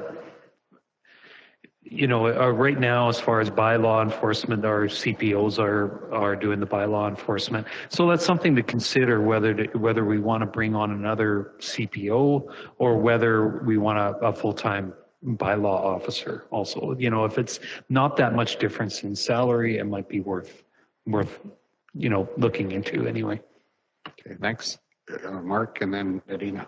Yeah, just with if 3 CPOs were on staff at the same time with only 2 patrol units, then you're doing a lot of office work that, in my opinion, doesn't exist right now. It's the visibility out in the field and getting around. So right now we just went to replace our community peace officer vehicle. The bid for the vehicle came in just about $75,000, plus there's about $40,000 worth of extras that go into that. A bylaw officer, however, they can jump in any unmarked unit and go because they're not regulated by the Solicitor General's office or office and peace officer program. So there are some different costing models behind any and all of that. If you're looking at the work experience program, we're not looking at increasing fleet whatsoever. It's just a matter of they're here for a period, then they're gone, and then we bring somebody else in. And as I said, that's based on the school and when their practicum periods entertain. City of Brooks went through it last year. I think it was a relatively good thing. They shipped that candidate over to us for a period of time as well to get some rural experience. It went overall right. It's just you're more in a job shadow situation than cutting them loose on their own doing any work. So, thanks, Adina. I just want to say I would be in favor of another bylaw officer. I'd like to see, not that I'm looking for them to run out and catch everybody who's violating, but I'd like to see more. Once somebody has been in and we've addressed that they've broken some bylaws, I'd like to see more covering of are they now becoming compliant? I sometimes feel like that gets neglected until the neighbor's like, those goats are still there, right? So I would like to see a little more follow-up, I guess. Okay, thank you. Dan? This provincial program, does it come with some financial assistance, or is it just a learning program. Not 100% sure on that one myself. I'd have to dig into that one further. Okay, Matt, please. Clarify for me, Mark.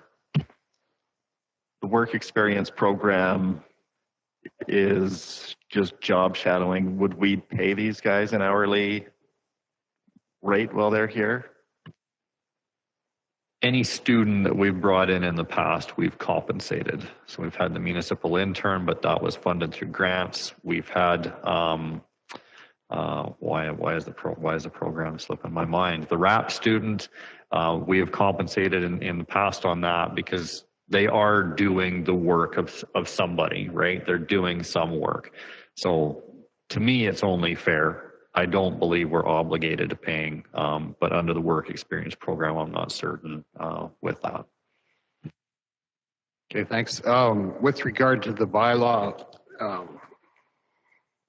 officer, I mean, do we feel like we've got a deficit in terms of bylaw maintenance? I mean, basically, it's a complaint-based system, which notwithstanding what Adina was saying, like where there's follow-up needed, but basically, I appreciate the fact that if what you're doing isn't bothering your neighbors or anything, we're not looking to enforce bylaws that aren't, I mean, it's a framework so that we have what we need when we need it. But if people are doing, I'm not looking to enforce the letter of the law if the intention is and the intent is being basically followed. So is there a feel about that? Yeah, no, I'm not looking to enforce the letter of the law either until it's a problem, because it's the neighbors that should be the judge and jury on whether you're keeping up with the neighborhood, I guess.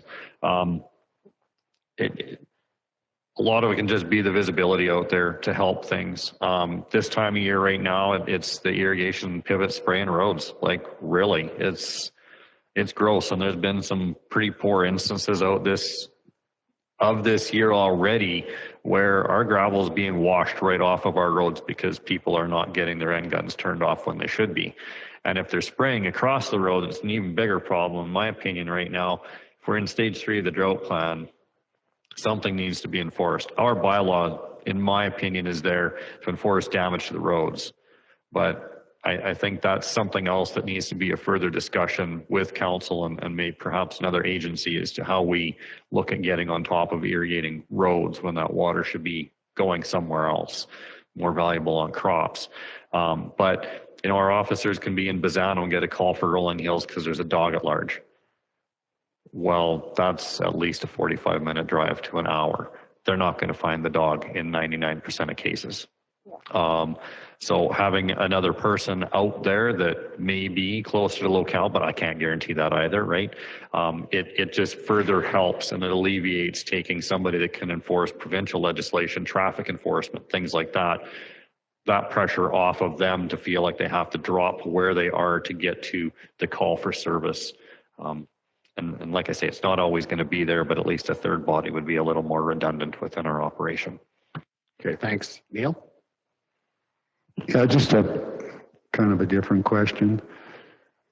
How much money do these guys actually put out in fines every year? Because I'd have a heck of a problem hiring a whole other guy to run out and give 10 dog tickets. Like, is there any income coming in? I don't have that one for you off the top of my head. And I guess some of that actually, I need to defer back to council because the direction has always been education over enforcement. So it's a matter of what direction you want to go for it.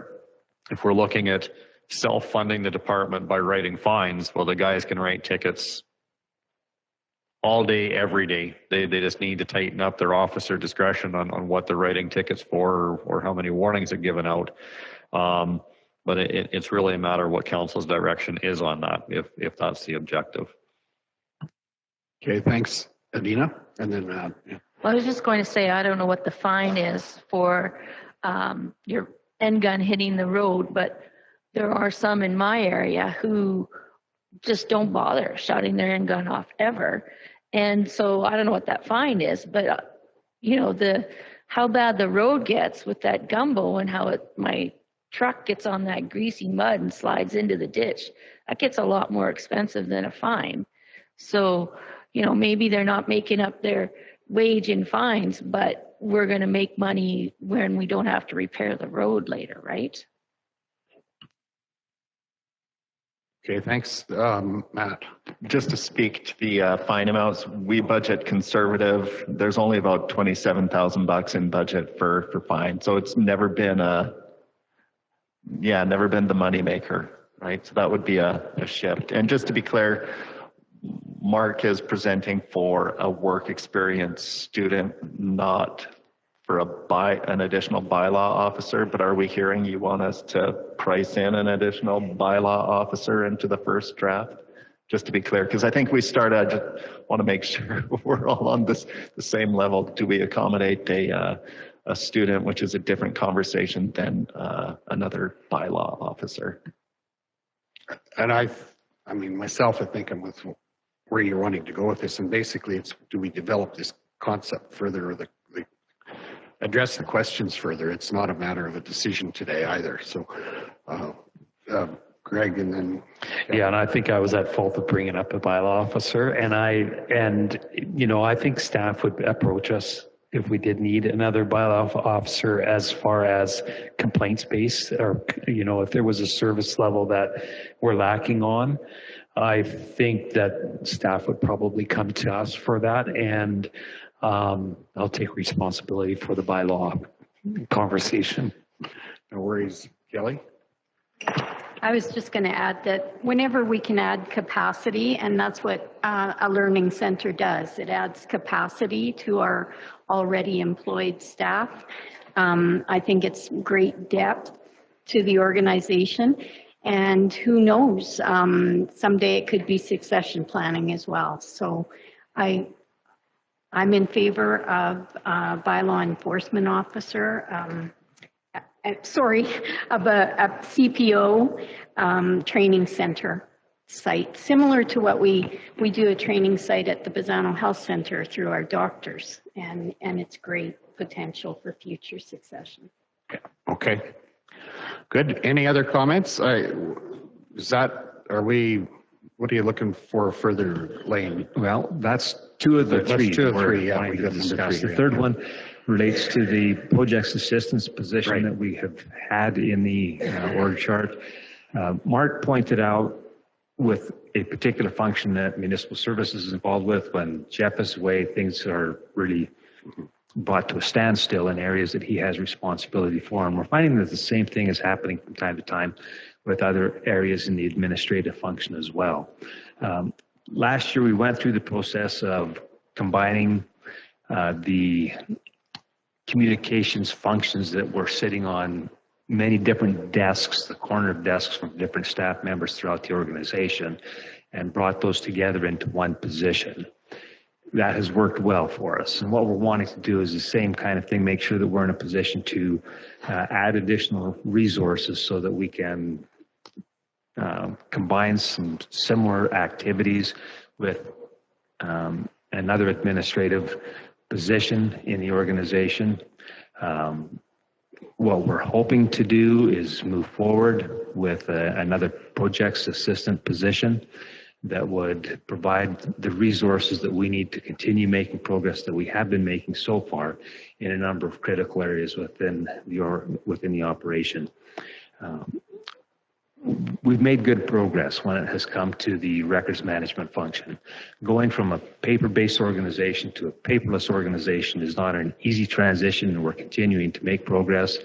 And if we had some additional resources when it comes to the support that's required to make sure that that's continuing to progress, that's one of the things that we're looking for with this other position that is being requested of council. So it's another projects assistant position that we would like to carry on with, just to make sure that we have backup available in critical areas, that we're able to take activities from that are spread across a number of positions right now, centralize them into one position, one area of responsibility that would allow us to get more bang for the buck out of that activity. So that's what we're wanting to do. Again, it's before council for discussion. Pat, I don't know if you've got some other comments that you want to share on this, but that's what the third request is. Sure. Yeah, thanks, Elaine. Matt, do you have anything to add? I don't know that I've got too much else to add. At this point, these are all very preliminary ideas. There's always, in any business, there's always more that could be done than you can get done in a given day. So I'd encourage you to think back to our time with Dr. McIntosh, where he talks about service capacity. You know, each person you see sitting in front of you is about worth 75% of their total hours. So if you're working 20/80, I get about 75% actual work hours out of you, kind of a thing. If we want to do things like the ag journalist, explore a one clinic model, and then every now and then we get something from the sidelines, like the accounting body in Ottawa thinks it's a good idea for us to look at asset retirement obligations. So that's a project, so there's things that come from the sidelines, and you need somebody who's able to do it timely, if time matters.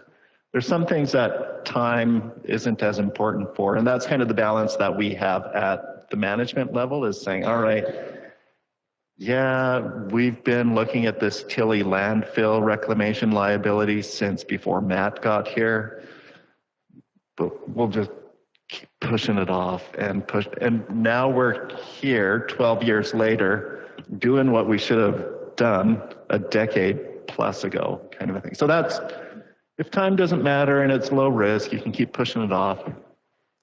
But there are some things that I think are important enough for us to make progress on. Records management it sounds really boring and mundane, but when you do it right, it makes our job around this table that much easier. If you're looking for background on decisions that have been made, we're now at a point in the organization where you can search all county minutes across all years and get a story about pancakes, I think is our favorite example, you know. Whatever it is, but that all takes a ton of time. Like for our land files, we built a special room with half a dozen rolling files that have 15,000 folders on them, full of correspondence, lease agreements, tax information.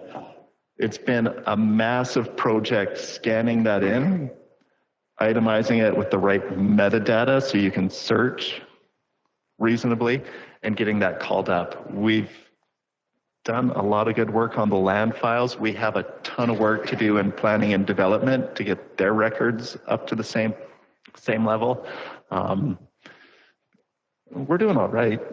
We could do better. So these are just some of the things we're advertising that we think there could be benefit if we had a little more capacity to lean into it on a timely basis and not take decades to get things done. If you've got a dedicated person who you set them to a task, finish it, move on to the next one, we might do even better. So if it's pancakes, you should get it in front of the Journalistic Brain Trust, I think. Anyway, thanks for that. And I would say too, having been involved in an organization in agriculture where we collect a lot of data, it doesn't do you much good unless you can collate it properly so you have access to it. And I think even in our report today, we appreciate the value of comparatives and being able to know where we've been and what's valuable. So I think I hear the rationale to what you're saying and agree with it. So Holly, go ahead.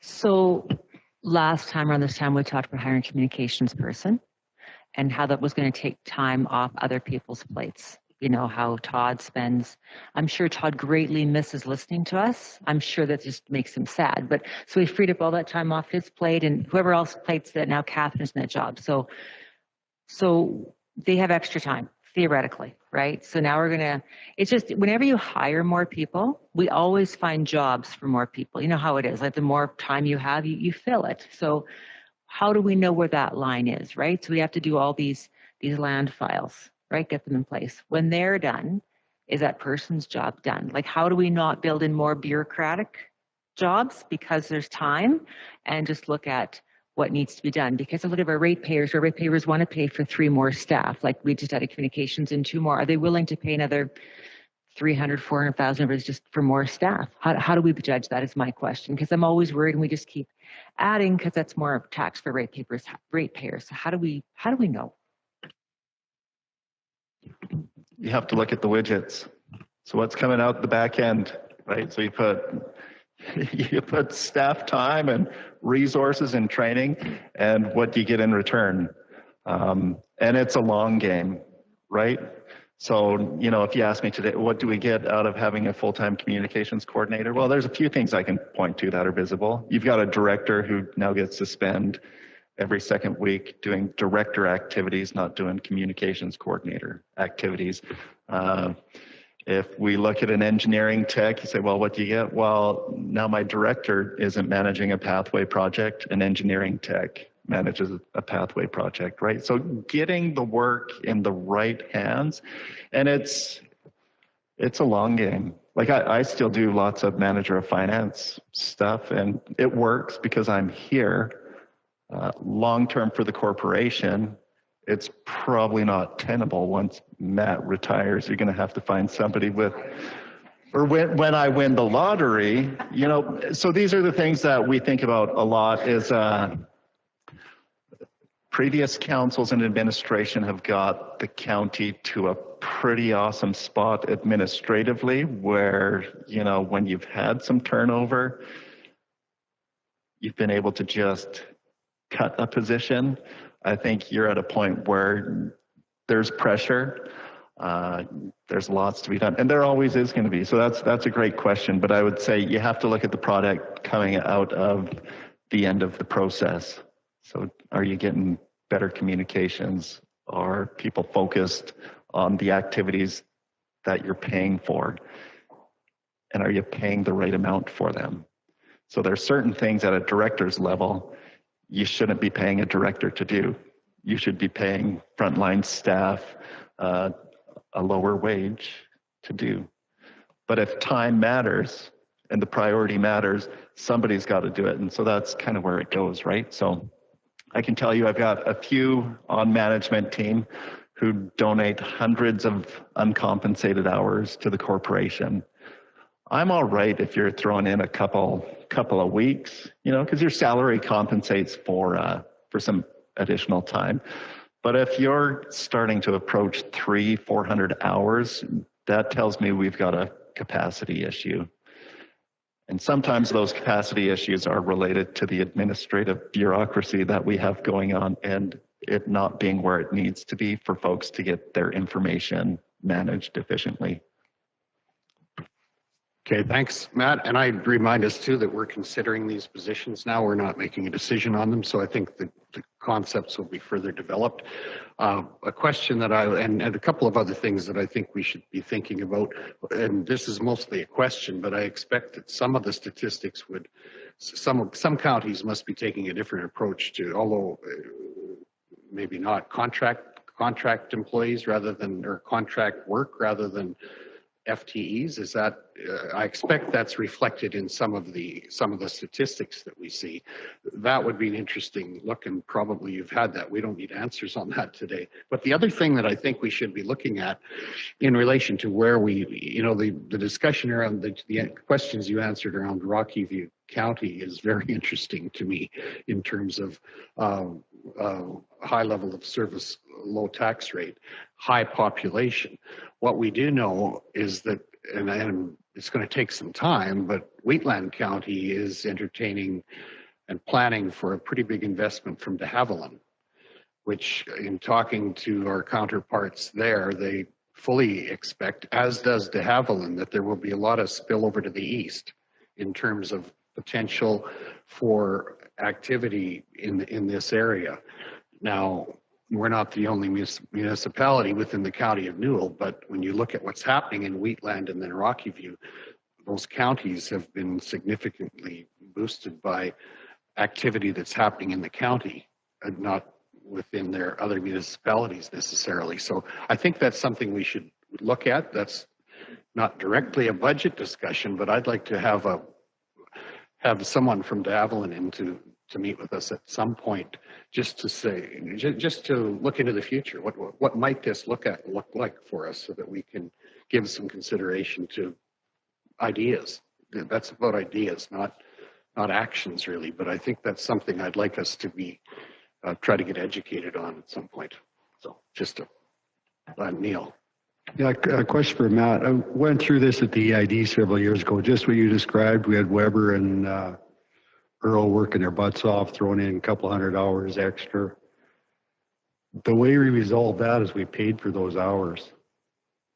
Like, they got really cool bonuses at the end of the year, which was a lot cheaper than filling up a position. It's like Arno was mentioned, maybe you call it contract or something, but if you guys are doing it anyways, I want you to be paid for what you're doing, not come back later and say, I donated 200-300 hours. Is that an option, or? I'd say no, because I want my staff to keep within their allocation, right? So here's the equation. You got 2,080 hours, Mark. 25% of that time you're going to be on vacation or taking breaks. The rest of the time I want you productive. And I'm happy to see a 2-week donation out of you for extra hours. Anything beyond that, and we got to start talking capacity. So Mark, are you using your time efficiently? You know, do you understand what you should be doing? Are you spending? So those are the questions, because there is some of that as well, right? You need to be able to do your work, especially at the director manager level, within that envelope that you've been given. And if, you know, council, staff, your CAO is saying, hey, also build a pathway, also do this, also explore the one clinic model as we go through the year, at a certain point, you're overflowing, and you got to have a conversation with your CAO or manager saying, I'm overflowing. Like, we need more capacity, because these are all great ideas and great initiatives, but there's only 8 hours in my day. So I would lean away from bonuses, and I would just say bonuses don't land well with taxpayers in the public service. So we do really well. I mean, the county's got really competitive salary grids. We have excellent benefits. It's a good enough, it's a great enough place to work as it is. And where these capacity things come up, we just have to have the conversation and find what's going to take the pressure off. But yeah, bonuses, I'm not willing to get slaughtered for giving somebody a bonus and not somebody else. Because somebody who gets their work done and is efficient and tech savvy and has found all the ways, they're going to ask me for a bonus too for keeping within their allotment, right? So it's a conversation I don't want to have with staff and get slaughtered by taxpayers. Thanks, Matt. Greg. Yeah, and in my personal experience in business, burnout is a definite thing, and it may not be noticeable in the short term, but in the long term, burnout can all of a sudden be would take away that staff member on a long-term basis. And if we can alleviate those extra hours as much as possible, make sure people are productive, we're going to get better productivity out of them in the allotted time that they should be working. And if it means bringing on an extra person to take some of the menial stuff away from what they should be doing, I'm all for that. Okay, thanks, Greg. We good to go to develop this concept further? You've got what you need from us. I'm realizing that the decision's ahead of us, but we'll see it further developed. Are we good with that? Neil, go ahead. Just one other question, just to back up a little wee bit. I'm hearing a lot of, when you're talking about police officers, enforcement, that, water on the roads, that's all EID business. Would they partner with us on that? Like, we're running out enforcing their rules. They should pay a portion of that. I think that's just further engagement of council to EID board on that. We've had some of those discussions staff-wise. You know, as landowner and irrigator, you know that your allocation is supposed to be going on your land, not off of your land. They do their audits whatever infrequent basis. I think the last one was 3-4 years ago. Yeah, we'd appreciate having a further discussion on that and helping the situation. I know it works a little bit different in other districts than it does here, because the phone call usually goes to the irrigation district, not the municipal enforcement office. Well, there's already legislation in place that the EID can use. I think, yeah, I don't think we should, I prefer not raising this up the flagpole too far, simply because it is a dry year. I mean, the problems that are, where there's problems, let's deal with problems, but let's also, pivots are putting a round hole in a square peg, or a square peg in a round hole. And, unless there's a problem on a road, I don't mind seeing a little bit occasionally. I mean, if we're creating problems, that has to be dealt with. I'm not saying that, but we live in an irrigated area, and every time there's a little bit of drift over, I don't see a problem in my area. That's, I guess, what I'm saying. If there's a problem, it needs to be dealt with where it is. Not, I would encourage us to use education rather than enforcement where we can. Go ahead, Lydia. And there are the odd times somebody does forget to shut it off, but when it's a continual every time it goes around, then it gets wet. Yeah. Like there's my road has got like 3 spots where it gets wet every time the pivot goes around. That's a problem. Oh, and we're on a water restriction, because they just don't shut it off. Okay, that's probably something we can deal with outside of council chambers too, so. We're good to go?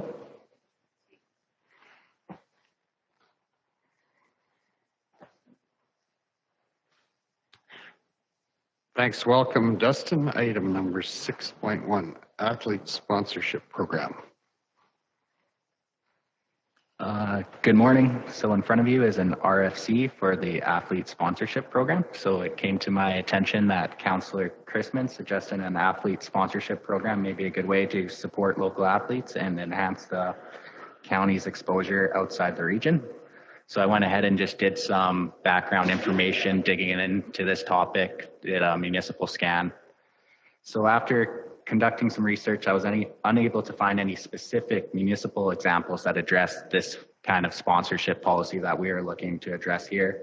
But based on this information, I was able to gather kind of a few avenues that maybe the county could look at to pursue this kind of idea or program. So one approach is the county could consider utilizing our established funding request procedures, allowing individuals or teams to request funds in exchange for promoting the county. Another option is municipalities to support athletes and coaches through training via grants, donations, or scholarships. And lastly, the county could consider a sponsorship or ambassador agreement where athletes are paid to showcase and represent the county in exchange for funds or services. So I guess that's kind of just some quick background information. The RFC is there. I don't know, I'll pass it over to you guys if you guys have any questions or want to talk amongst yourselves. Okay, thank you, Dustin. Are there questions, comments? Kelly and then Ellen, please. I'd like to keep this as simple as possible. I think it can be rolled into such departments as advertising, economic development, as part of their areas of business, but keeping it simple. And I realize there needs to be an application form, a process, with the end goal in mind of advertising the County of Newell logo, wordage, that's it. I'm not proposing a ton of money at this either. It's an opportunity for our athletes, and we'll have to decide what level they start at and go up to the professional level. I'm not suggesting coaches, I'm just suggesting athletes, my perspective on it. Thanks, Kelly. Ellen and then Neil. Now, currently, we sponsor through the Newell Regional Tourist Association. I know I used to be on that, and we would sponsor certain hockey cups, and we did the pheasant curling. I think it was the Ford Pheasant Cup. And so currently we do that already. And I think probably through joint services, we have done some hockey cups as well if they would come to town. I'm scared it's opening up a bit of a can of worms. As a parent from a national athlete, prior national athlete, these events usually happen way outside the county, first of all. And so thinking about brand recognition or advertising, I don't know what that's really going to do far away, Calgary, Edmonton, Winnipeg, and so on. You know, who are you going to sponsor? Who are you not going to sponsor? A lot of it in our area, in the county, is do we even how many high schools do we have? A lot of them only go up to the junior or including junior high, and those are more local events. But I'm scared it's opening up a can of worms. Thanks, Ellen. Neil, and then Lynette. Yeah. Yeah, I have no problem supporting kids in every aspect, but I think this one is way too general. Like, it's just the athletes. Athletes are fine. They work hard. What about the little guy that sits in the corner and comes out with a high school with 100 average and picks up a McMaster scholarship? They're just as important as the athletes. So if we want to support the athletes, I don't, maybe we get into a scholarship program and really support everything. Like Ellen said, we already do the bandits. The whole community does. Through joint services, we do not so much sports, but I like the idea of helping these kids out, but where do you stop at the ball players, the judo kids, the basketball players? We got football players leaving the high school all over the States. I don't know. And just to be clear, I'm not suggesting that we're helping them out at all. The dollar value that I'm talking about is nothing towards its brand recognition. It's getting the word out there. The dollar value is not going to help them out at all. No, I'm on board with that, but what are you getting at? Like, I don't understand what you're. So it's a very simple concept of advertising County of Newell. If a person is going to a level, in Ellen's son's case, if he had used County of Newell as his home base, that's free advertising for us. And all that means is that he says he's from the County of Newell. He gets his mail in the County of Newell. It's definitely not something that I'm willing to live or die on. This is an advertising concept that I've seen, and I just thought that it might be something that we could incorporate. I like advertising and I agree with all that, but what are we going to do? Give them $500 or like? I mean, the dollar value is minuscule compared. It's all going to a good cause. I'm not questioning that at all, but it's just when you open up the gateways, there's a lot of, there's kids in rodeo, there's kids in all kinds of other sports, there's good, really smart kids that are putting in a really good effort. I don't know where it would stop. Okay, no, thanks for that. Lynette, please, and then Nadina. Okay. So my looking at this, we initially started the conversation because of rodeo. So I did a little investigation. You hear Red Deer County a lot of times when they're announcing fellows that are going to ride. That's because they actually do get their mail. It will actually say Red Deer County. their mail is rural and that's where they get it from. The fact that we don't have rural mailboxes is why people don't say they're from the county of Newell. That's pretty plain and simple, right? When, especially in rodeo, that when they sign up, like their CCA, their address is always there. When they sign up, and then when they call to enter, their address is there, and that's who they say, that's where they say that they're from then.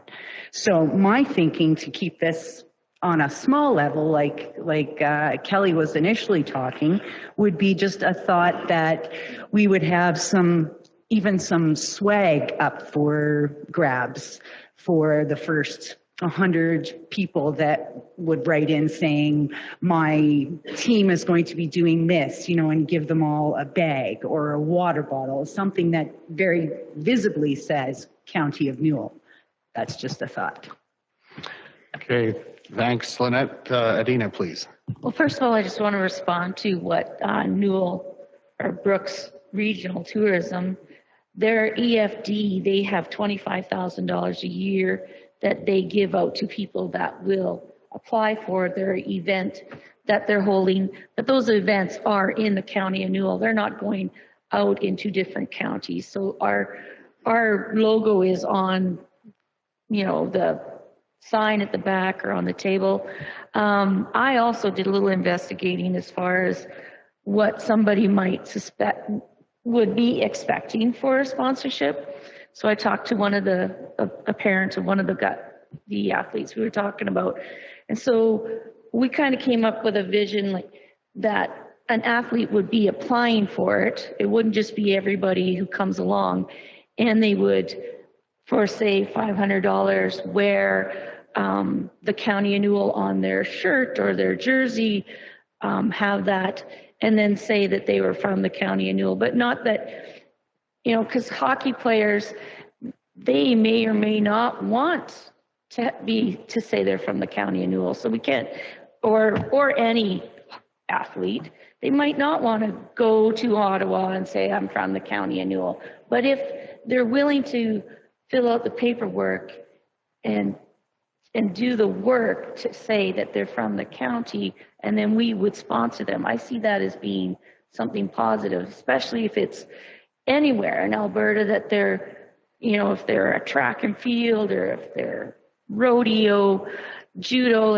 you're on a team, but some of that's individual. I can see that being a positive thing and not be costing us a lot of money. The Newell Regional Tourism, the EFD, we gave money to the Brooks Downtown Business Association to do those murals, and now it sounds like they're not even going to do them because the county didn't come through with it. We gave money to Swan Down Farms because she's doing some kind of farming.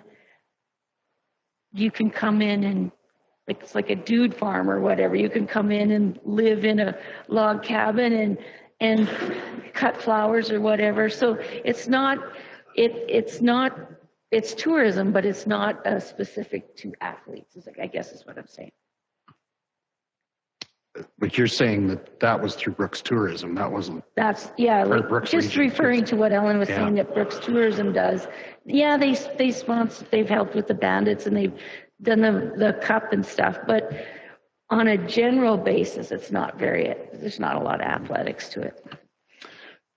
Okay, I this will go the direction that we decide to as council, but I guess I think we already are supporting quite a few other organizations that can be applied to for funding, like joint services. Typically kids that I'm not sure that I'm struggling to see the bang for the buck on this. I realize it isn't a lot of money, but how much time are we going to chew up administering a program like this? And I think that's a concern, and that is what we were talking about today around budget. So I'm fully supportive of whatever we can do to support the region, but there's a lot of people that do a lot of things that, however they identify, they still come from here, even from the city of Brooks. That doesn't hurt the county of Newell a bit.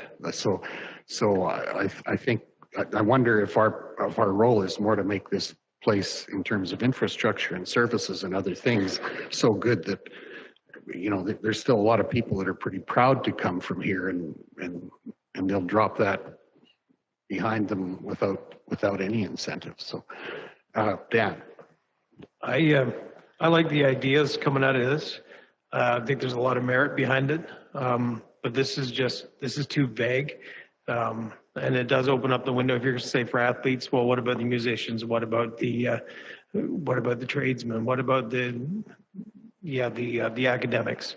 So I think there's a lot of good points and a lot of good reasons to do this, but it needs to be more specific. So I'd be in favor of including something like this in the budget, but narrowing it down before we get any kind of approval towards the end. Okay. Neil? What about making it similar to the EID scholarship program? They put in about $30,000-$40,000 a year, 25 applicants. Only just have it apply to County of Newell residents, and they can use it for whatever. Like then it's a real scholarship. It does some real good. Thanks, Holly.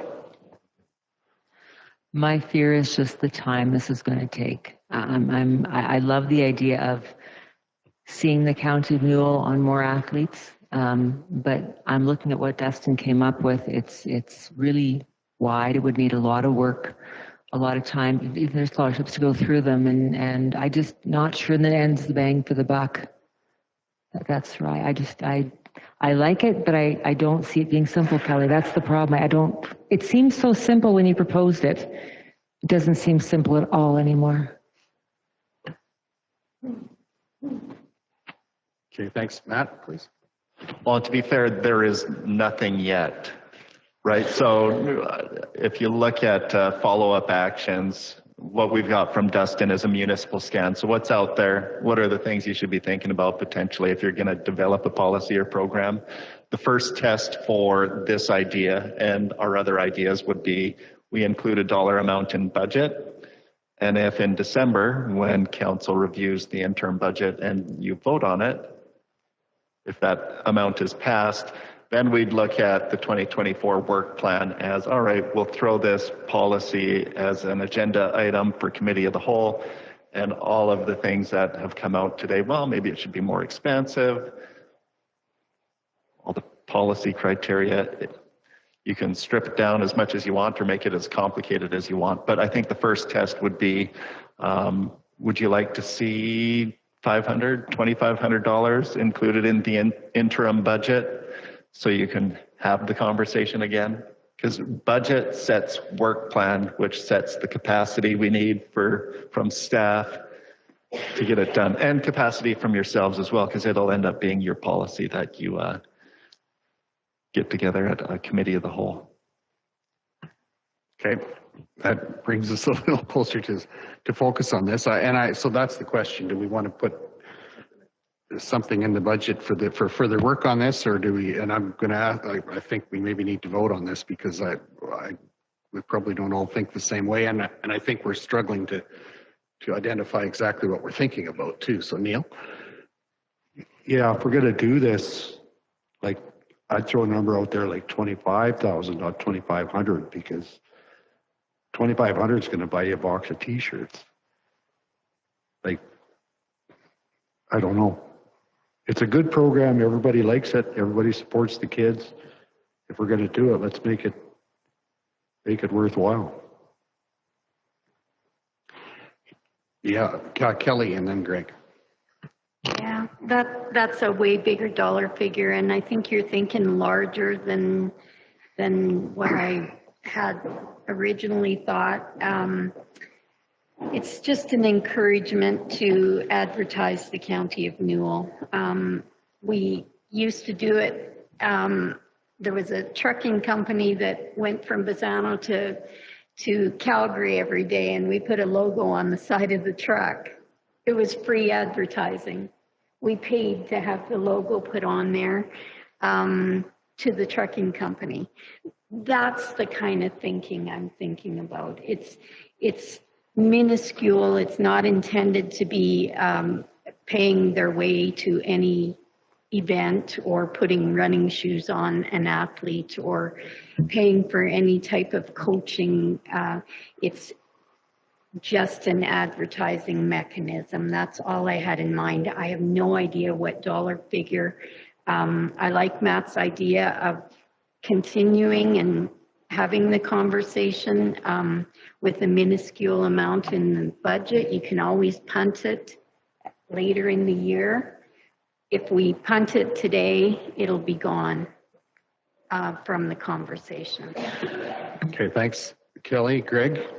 Yeah, I don't think we should be punting anything today. I like the idea of meals, it being more of a scholarship program for all types of young individuals that, and it, you know, this is something that could be talked about as far as the amount and things, but, you know, if we set aside an amount of, let's say, $10,000 to progress into further discussion in the budget, at least it's open and we can open up the discussion and we can kind of talk individually amongst ourselves and see, you know, what's our vision if we have a vision for this.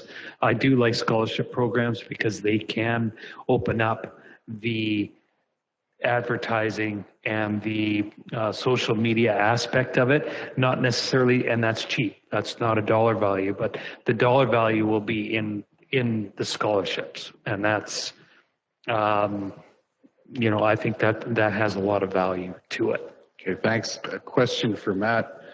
The concept that you, and then I'll go to Adina, but the question you were, or the concept you were talking about, how much resource is that going to show up between now and December if we develop this further? That's, I mean, that to be determined. So I think the first test is, does an amount get included in draft budget? That opens up similar opportunity for the conversation we've had today, because we're kind of at, I'm hearing both ends of a spectrum here, and so there's a lot of work I think left to do to hammer this thing down to something that's fully formed in terms of policy with some simple guidelines for accepting applications and figuring out a dollar amount. So in my mind, there wouldn't be any work on a policy beyond these conversations in 2023. This would be a 2024 development. You'd get the dollars available in the budget. That's the signal to staff to work on the policy development in 2024 with yourselves in committee of the whole. Okay, Adina and then Lynette. Well, I just wanted to mention, because I got a kid who did it, there are scholarships out there for kids who do well in school, who do well in the trades. My son had all of his schooling paid for to be a mechanic through scholarships. So that's why I'd like to see this to be more directed towards athletes. Okay, Lynette? Maybe we should just be looking at the things that we already fund and maybe just pushing a little harder to get our name put on some of these things. I know the Duchess Rec Board, we helped the Newell Christian School buy some archery equipment stuff and, you know, a little like County of Newell logo on something that they bought, right?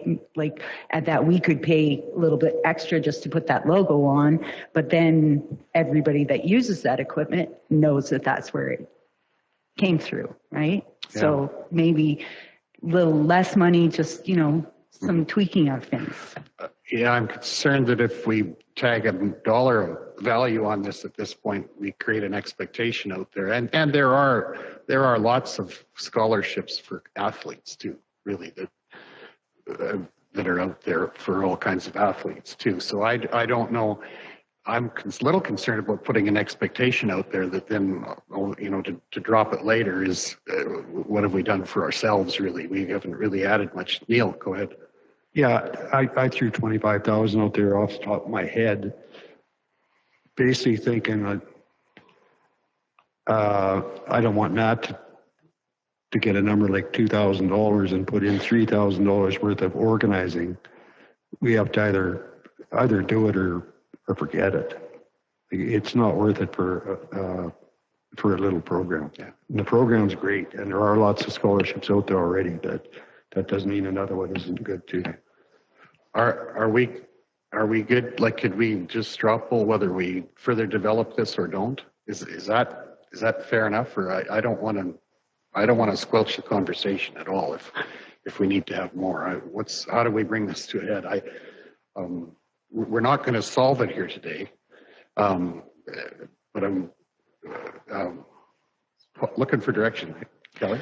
Holly? I'm just wanting to put a little bit of clarification in terms of how much money, because if someone's looking at it and we're looking at 25,000 to 2,000, that's a big difference in exploring options. So I think I don't want to leave it too wide for staff to look at it. We have to give them a little bit of clarification as to what we think. And poor Dustin's going, what the heck are you guys doing? I'm going to bring it to a head. All in favor of further developing this concept in the consideration of the budget consideration into the future. Please indicate positively if you want us to move ahead with this. Put up your hand. 2, 3, 4. Opposed? Pardon me? Everybody has to vote.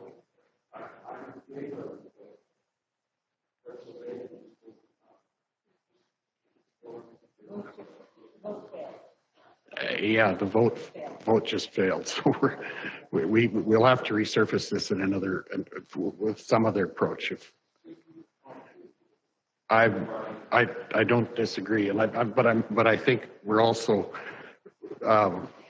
in the context of the budget discussion. Maybe we probably need to move on. So.